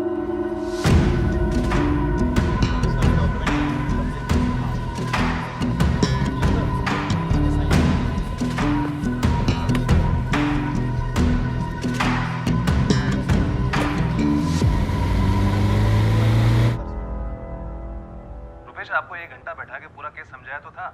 महेंद्र और अनीता कुशवाहा का केस सुसाइड का है। आप खामखा अपना टाइम वेस्ट कर रहे हैं। दोनों का पोस्टमार्टम हुआ था प्रॉपर तरीके से। शंभू जी, मैं रश्मि कुशवाहा के केस की बात कर रहा हूँ। पक्का उसने सुसाइड किया था? अरे हाँ, उसका भी पोस्टमार्टम करवाया था। पूरी बॉडी जल चुकी थी। सुसाइड नोट पर रश्मि की हैंडराइटिंग से वेरीफाई हुआ कि उसने सुसाइड ही किया था, मर्डर नहीं हुआ था। और उसकी ज्वेलरी भी मिली थी कंकाल पर।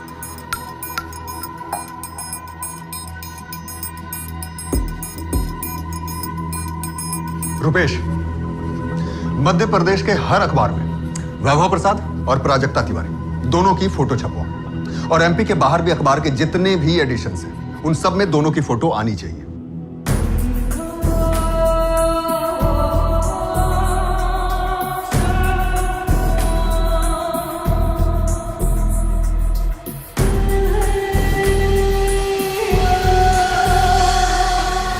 और हाँ, साइबर सेल में फोन करके विनीत को रश्मि के फोन और सोशल मीडिया अकाउंट की सारी चैट हिस्ट्री निकलवाओ।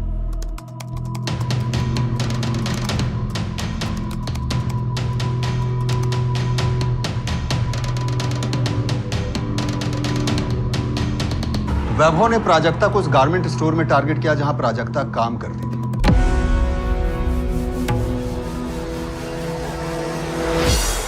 रश्मि कुशवाहा से वो कहां मिला, कहां टारगेट किया उसे?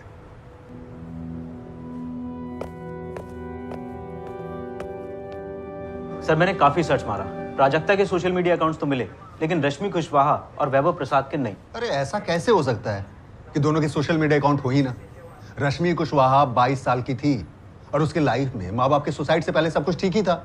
जानवी प्रसाद ने मुझे बताया कि वैभव का सोशल मीडिया अकाउंट तो है, लेकिन उसने उस पे जानवी को कभी फ्रेंड नहीं बनाया। सर, आप मुझे मेरी बात तो पूरी करने दीजिए।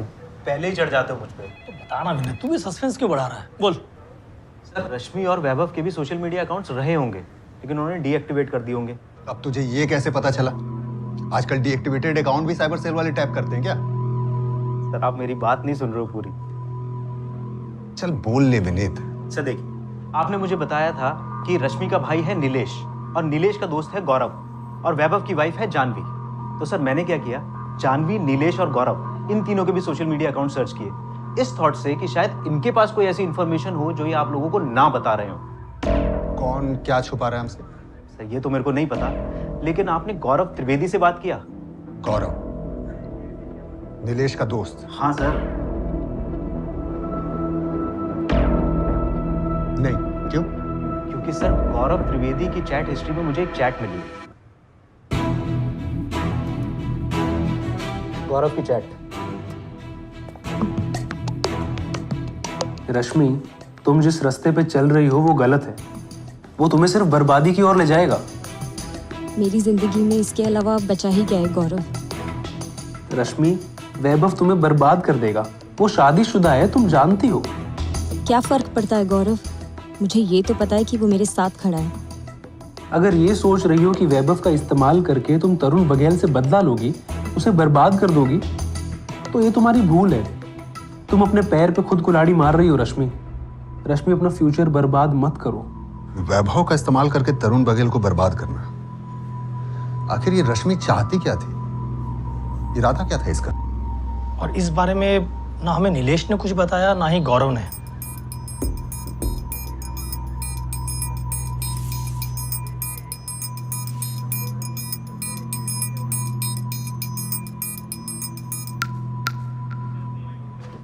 मैंने जो रश्मि को कहा था वही हुआ। वैभव के चक्कर में उसने अपनी जान ले ली। वैभव के साथ मिलकर रश्मि कैसे बर्बाद करने वाली थी तरुण बघेल को? सर ये मैं नहीं जानता। रश्मि ने मुझे इस बारे में कभी कुछ नहीं बताया। गौरव, मुझे लगता है कि रश्मि ने सुसाइड नहीं किया, तुमने उसका मर्डर किया। नहीं सर, रश्मि ने सुसाइड ही किया है। तुम अपने पैर पर खुद कुल्हाड़ी मार रही हो रश्मि, ऐसा खुद तुमने लिखा है रश्मि के चैट। तुम रश्मि को लाइक करते थे, सही है ना? बोलो। हाँ सर, काफी टाइम से करता था। मैं रश्मि को सच में चाहता था, लेकिन उसके माँ बाबा की मौत के बाद वो अंदर से बिल्कुल टूट चुकी थी। ओम श्री पितृदेवताभ्यो नमः। ओम श्री सर्वपितृदेवताभ्यो नमः। ओम श्री विष्णवे नमः। ओम श्री विष्णवे नमः। ओम श्री विष्णवे नमः। पुष्पं सर्वज्ञानि।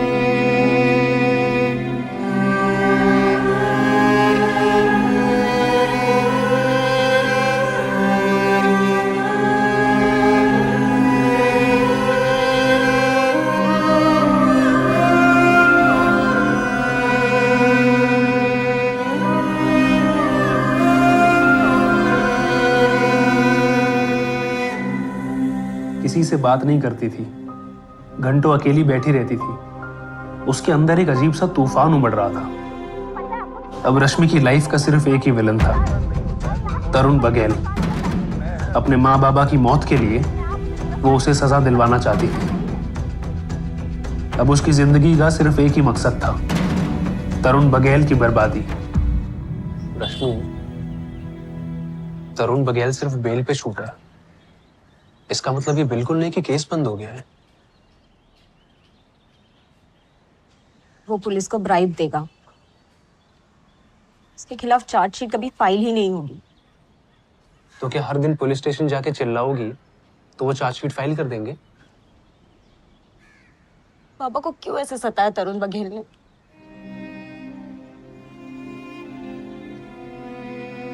मैंने कभी ये नहीं कहा था कि ऐसे वापस नहीं करेंगे।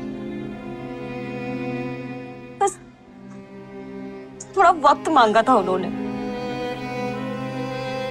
कि फिर भी बार बार उनकी बेइज्जती की गई, उन्हें पीटा गया।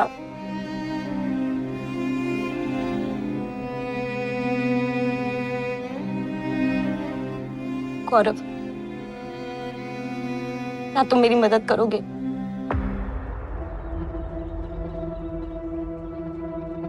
मैं रश्मि से प्यार करता था, वो भी मुझे चाहती थी। मैं उसको सदमे से बाहर निकालना चाहता था, लेकिन रश्मि वो निकलना ही नहीं चाहती थी।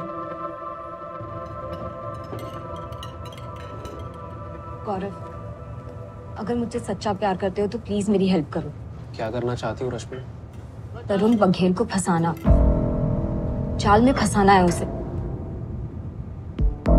जो हाल उसने मेरे माँ बापा का किया, उसका भी वही हाल करना है। रश्मि प्लीज अपने अंदर से ये नेगेटिव थॉट्स निकाल दो। देखो, जो भी हुआ वो गलत था, और जो तुम सोच रही हो वो भी उतना ही गलत है। तुम्हें अपने माँ बाबा के लिए कुछ अच्छा करना है तो अपने फ्यूचर पे ध्यान दो। कॉलेज की पढ़ाई पूरी करो, अपनी जिंदगी को बेहतर बनाओ। तरुण बघेल की वजह से माँ बाबा ने सुसाइड किया। पुलिस उसका कुछ नहीं करेगी, नीलेश भैया भी कुछ नहीं करेंगे। तो क्या मैं भी चुप बैठी रहूं? नहीं, मैं नहीं छोड़ूंगी तरुण बघेल को। ये वो रश्मि नहीं थी जिसे मैं पहले जानता था, कुछ और ही बन गई थी।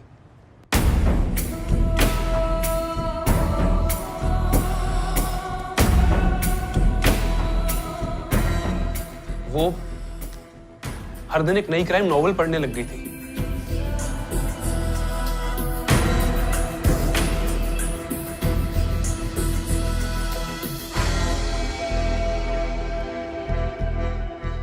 क्राइम नॉवेल्स पढ़ते पढ़ते वो हर दूसरे दिन एक नया प्लान बनाने लगी। मैं ना उसे समझ पा रहा था और ना समझा पा रहा था। सर, अब तो मुझे भी डर लगने लग गया था उससे। मैंने रश्मि को साफ साफ बोल दिया था कि मैं उसके किसी भी प्लान में उसकी हेल्प नहीं करूंगा।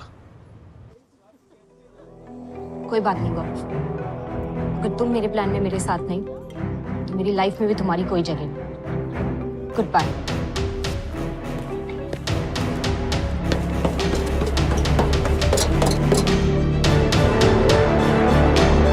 सर, उसके बाद में रश्मि से नहीं मिला। हाँ, लेकिन मुझे पता चला कि वैभव नाम का कोई आदमी रश्मि की लाइफ में आया है। मैंने कोशिश की रश्मि को समझाने की, कि ये रिवेंज, बदला, ये सब छोड़ दे, लेकिन रश्मि ने मेरी नहीं सुनी। क्या नीलेश को पता था कि रश्मि तरुण से बदला लेना चाहती है? सर मुझे इस बारे में कुछ नहीं पता। नीलेश खुद परेशान था सर। रश्मि के पागलपन और हरकतों की वजह से नीलेश की वाइफ पूजा वो घर छोड़ के जा चुकी थी। वो भी रश्मि की हरकतों को बर्दाश्त नहीं कर पाई। रश्मि क्या प्लान कर रही थी वैभव के साथ तरुण से बदला लेने के लिए? और वैभव क्यों छोड़कर चला गया रश्मि? मुझे इस बारे में कुछ नहीं पता सर। हाँ, मैं इतना जानता हूँ कि वैभव और रश्मि दोनों ऑनलाइन मिले थे। मैंने रश्मि को वार्न करने की कोशिश की कि वैभव जो है वो सही आदमी नहीं है, लेकिन सर रश्मि ने मेरी नहीं सुनी। फिर आपने बताया कि वैभव ने ऐसे ही एक लड़की प्राजक्ता को फंसाया। सर वैभव ने रश्मि का फिजिकली इस्तेमाल किया होगा सर, और उसके बाद रश्मि को और उसके प्लान को डंप कर दिया। सर शायद इसीलिए रश्मि टूटकर सुसाइड।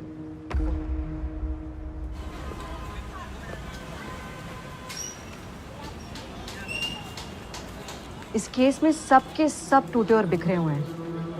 सबने खुद की लाइफ की बजाई हुई है।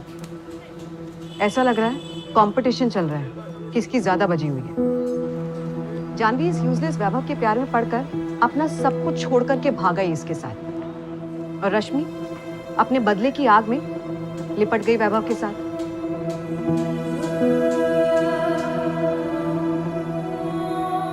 और प्राजक्ता का जानवी जैसा सेम टू सेम टूटी हुई लव स्टोरी और शादी आ गिरी वैभव के ही जाल में। सर रश्मि पहले से ही डिप्रेस थी। वैभव ने धोखा दिया, उसने सुसाइड कर लिया। और इस प्राजक्ता का मुझे सीरियस डाउट है कि हमें कभी भी मिलेगी। ये वैभव कैरेक्टर सिर्फ अपने मजे के लिए लड़कियों को इस्तेमाल करता है। इसने प्राजक्ता का मर्डर किया होगा। कंफर्म कैसे कह सकती हो अर्पिता? अभी तक तो कोई एविडेंस हमारे हाथ नहीं लगा है। सर 10 दिन हो गए हैं, वो जिंदा है ऐसा भी कुछ हमें नहीं मिला है।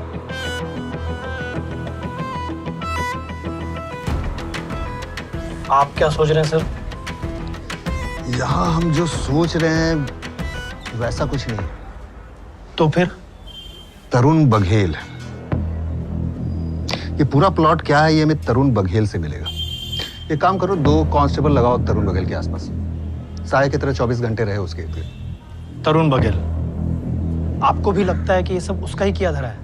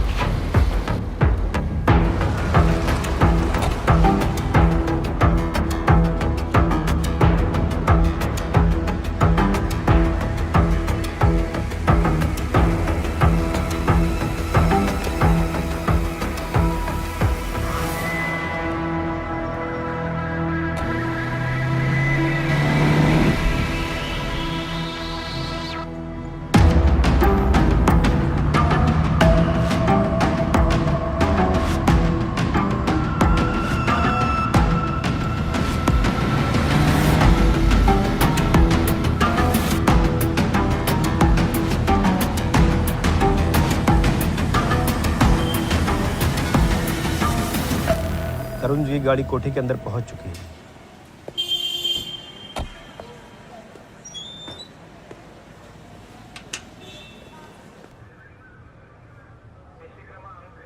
सर 3 दिन हो गए तरुण बघेल पर नजर रखते हुए, अभी तक कुछ भी हाथ नहीं लगा। मिलेगा रुपेश, 100% मिलेगा। इंतजार करना होगा, चूहा अपने बिल से बाहर निकलेगा। ये बुक रश्मि के कमरे से मिली।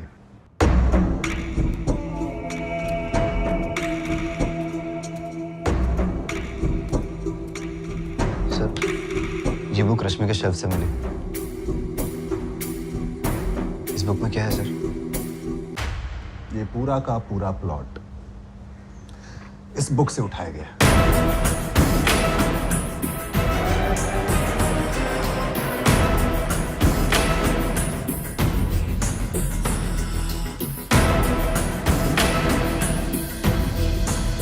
वैभव प्रसाद रश्मि से सोशल मीडिया पर मिलता है।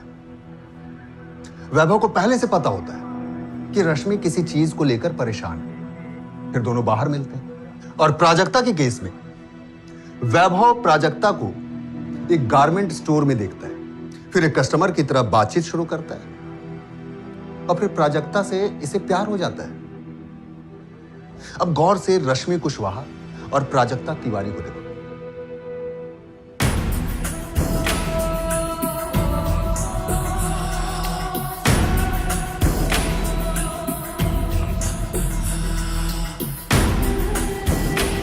रश्मि ने सुसाइड क्यों किया? और रश्मि कुशवाहा ने अपने सुसाइड नोट में तरुण बघेल के साथ साथ वैभव प्रसाद का नाम क्यों मेंशन किया? You know what, 100% Prajakta Tiwari को टारगेट किया गया है।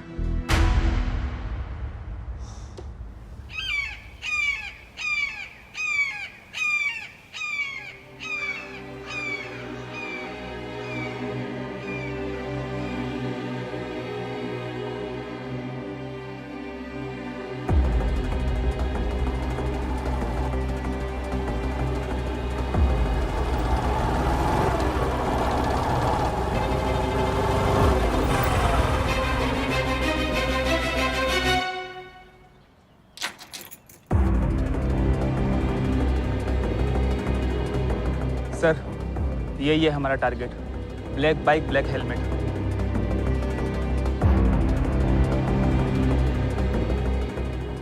जयदीप।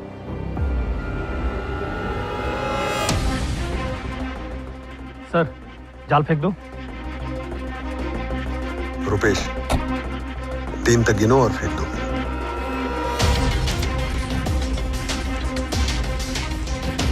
ये सच कुछ मुझे मारने आया? नहीं, पैसे उधार मांगने हैं। पीछे रहे वरना गोली लगेगी।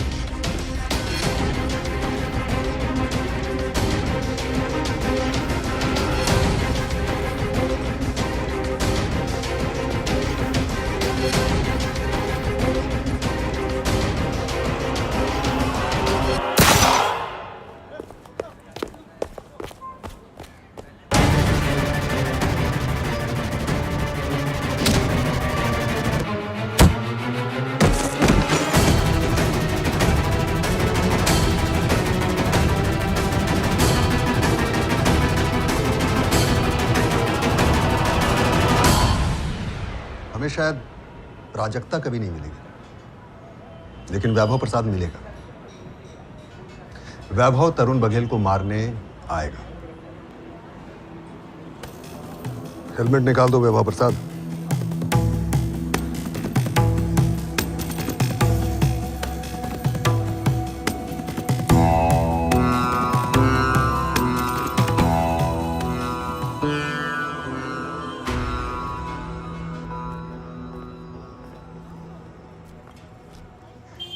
हाय।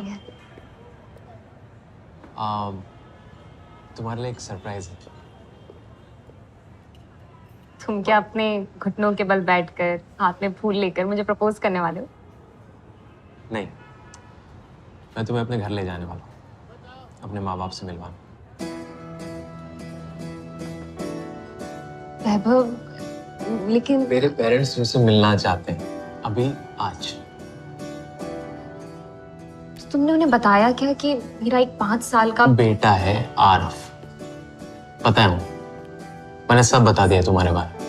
तुमने मुझे पहले क्यों नहीं बताया? मैं कम से कम कुछ। अरे पहले बताया अभी बताया, क्या फर्क पड़ता है? तुम्हें क्या लगता है मैं तुम्हारे साथ यूं ही टाइम पास कर रहा हूँ? मैं सीरियस हूँ प्राजक्ता, शादी करना चाहता हूँ तुमसे। मैं उस जतिन जैसा नहीं हूं और ना कभी वैसा बनूंगा।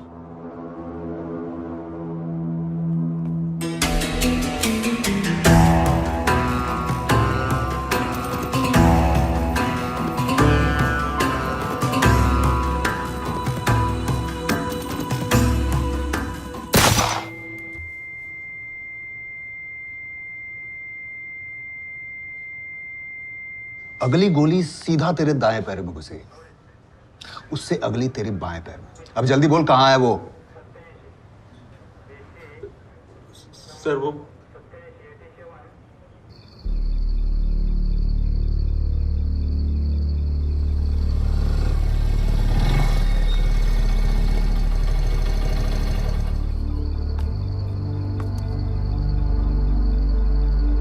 आओ।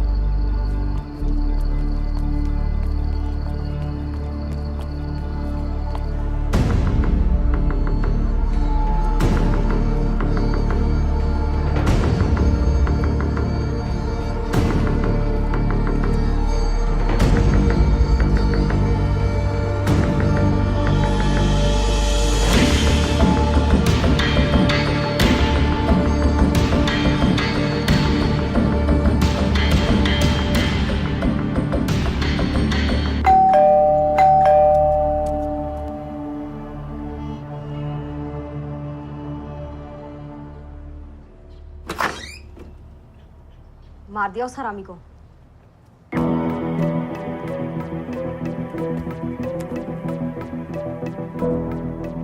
सो सॉरी, वो तो नहीं हो पाया। एक्चुअली हम तुम्हारी स्टोरी पे फुल स्टॉप लगाने के लिए पहले ही आ गए। वो क्या है ना कि हमने वो नॉवल पढ़ ली जहां से तुमने प्लॉट चुराया।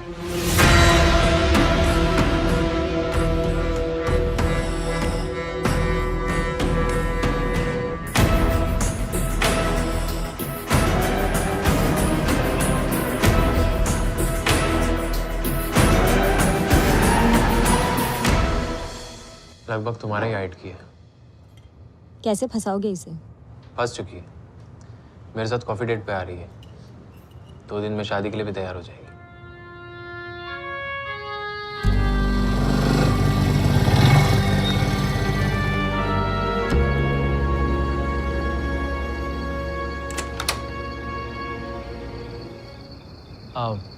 ये मेरी छोटी बहन रश्मि है।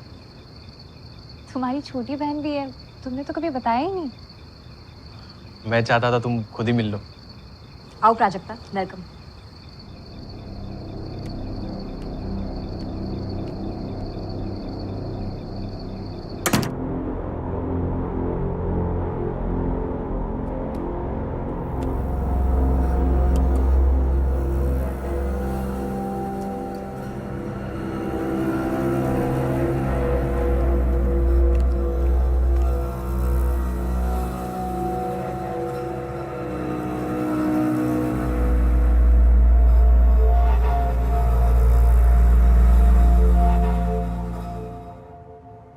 तुम्हारे पेरेंट्स नहीं दिख रहे हैं।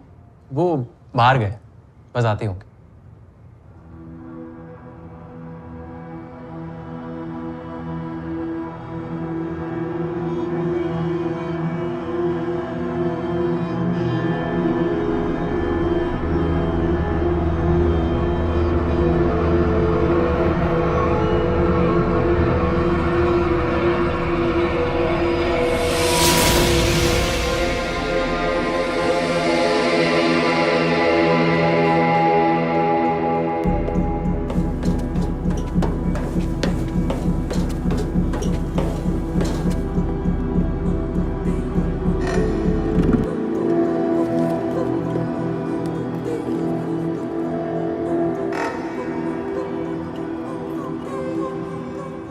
इतना काफी है?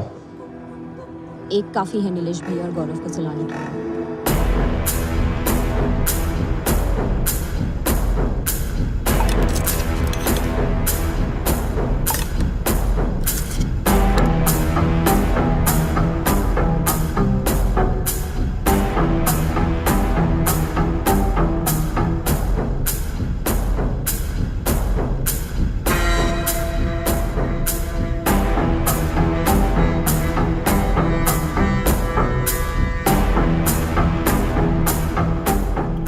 आधा प्राजक्ता के लिए।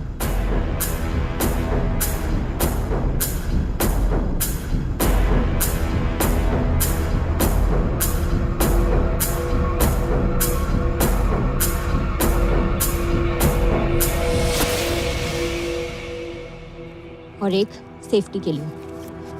हमारा भाई और उसके दोस्त डिनर करने कितने बजे आने वाले हैं? 8 बजे तक आनी चाहिए।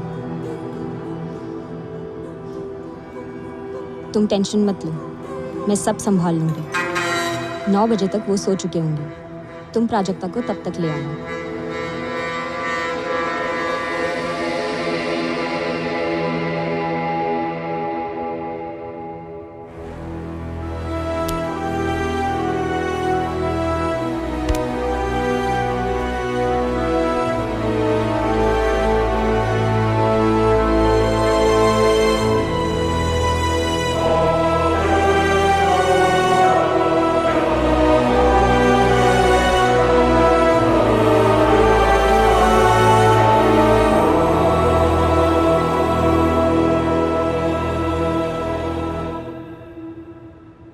अगर आपकी पुलिस ने तरुण बघेल को नहीं छोड़ा होता तो मुझे ये सब करने की ज़रूरत ही नहीं पड़ती। लेकिन आपकी पुलिस उसका कुछ नहीं बिगाड़ पाई। मैं उसे सज़ा देना चाहती थी।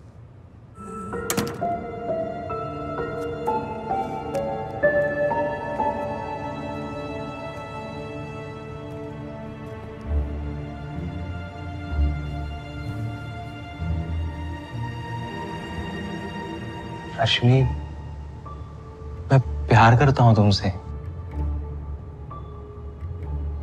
मुझसे प्यार है तो पहले तरुण बघेल से निपटना होगा वैभव। मुझ पे भरोसा रखो। मैं अपने बीवी बच्चे को छोड़कर तुम्हारे पास आया हूं। हम तरुण बघेल से निपटेंगे। ऐसा रेड मारेंगे कि ना उसको ना किसी को समझ आएगा कि क्या हुआ है उसके साथ। बात अब सिर्फ तरुण बघेल को फंसाने की नहीं है, तो उसे मारना होगा। हिसाब बराबर होना चाहिए। मेरे माँ बाबा को मारा है तरुण बघेल ने, उसे भी मरना होगा। पर ऐसा करेंगे तो शक तुम पर ही होगा, तुम ही फंसोगी। मैं नहीं फंसूंगी वैभव, मैंने पूरा प्लान बनाया है।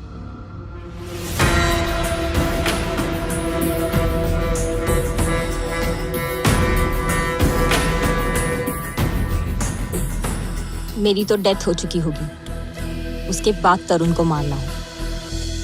ये कैसा प्लान? किसी और को मारना होगा मेरी जगह, किसी और लड़की को, ताकि पुलिस रिकॉर्ड्स में मैं जिंदा ही ना रहूं।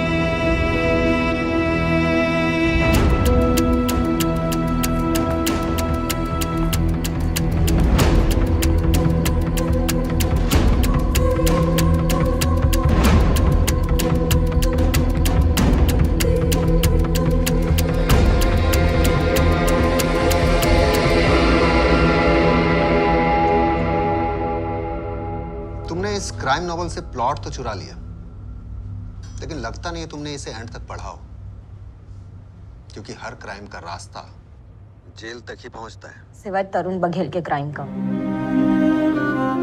वो तो जेल के बाहर घूम रहा था, अब भी घूम रहा है।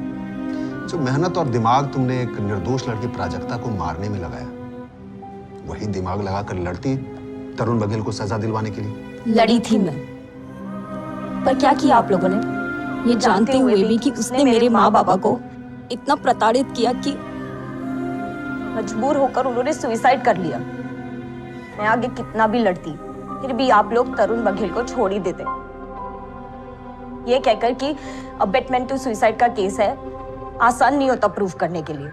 तुम अपने प्लान में कभी कामयाब नहीं होती रश्मि।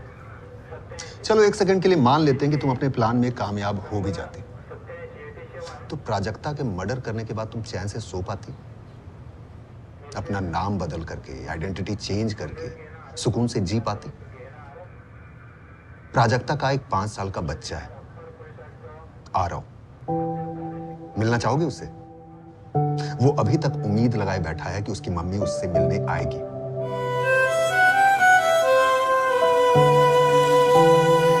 और तू साला हरामी, अपनी वाइफ जानवी की लाइफ बर्बाद की, प्राजक्ता का मर्डर किया, और तू इस रश्मि के साथ तरुण बघेल को मारकर अपनी नई लाइफ शुरू करना चाहता था। अबे गधे, ये तुझे भी बलि का बकरा बनाने वाली थी। इसने तेरा नाम सुसाइड नोट में मेंशन किया था। तरुण बघेल को तू जैसे ही मारता, ये तुझे भी पवेलियन भेजने वाली थी। नहीं, आप झूठ बोल रहे हैं रश्मि। अरे पढ़ तो लेता ये नॉवेल जहां से इसने प्लॉट चुराया है।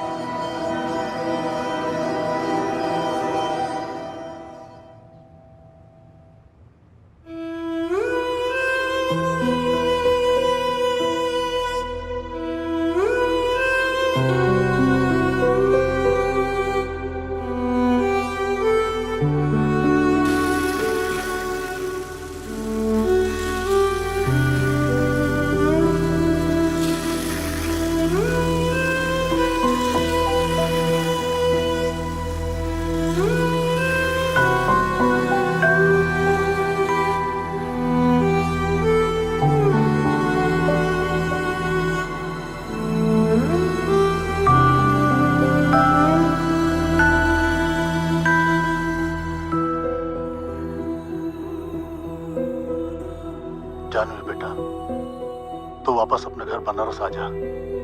अच्छा हुआ वैभव ने तुझे छोड़ दिया, वरना ना जाने तेरे साथ भी वो क्या करता।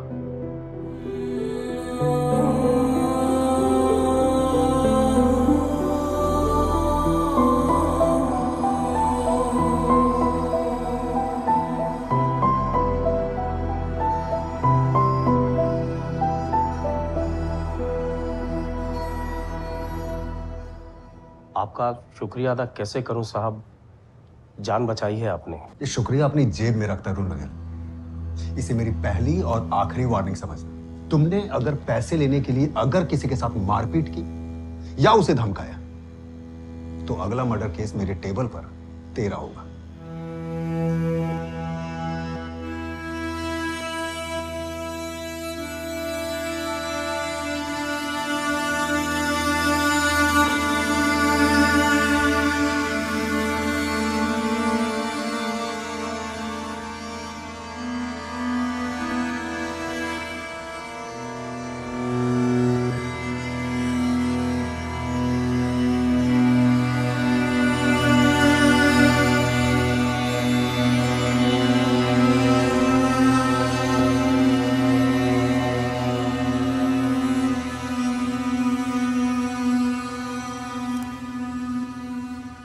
कई बार किसी अपने को खोने का दर्द इतना बढ़ जाता है कि हमें अंदर से झंझोड़ कर रख देता है, क्योंकि हमें क्लोजर नहीं मिल पाता, खासकर तब जब उसके साथ ऐसी कोई अननेचुरल घटना हुई और जिसमें उसकी जान गई। और ऐसे में अगर हमें क्लोजर चाहिए तो जैसे को तैसा, एन आई फॉर एन आई, ये उसका आंसर कभी नहीं हो सकता। अगर दर्द मिला है तो उसका मरहम किसी को दर्द देने में नहीं है, बल्कि खुद को संभालने में है, खुद को समझाने में है, ये समझने में है कि दर्द चाहे कितना भी बड़ा हो, उसका मरहम सिर्फ वक्त है। वक्त के साथ साथ सब कुछ ठीक हो जाता है, एंड बिलीव मी, ठीक हो ही जाता है। लाइफ में always think positive, think good, think wise. भला सबका हो, भला खुद का हो।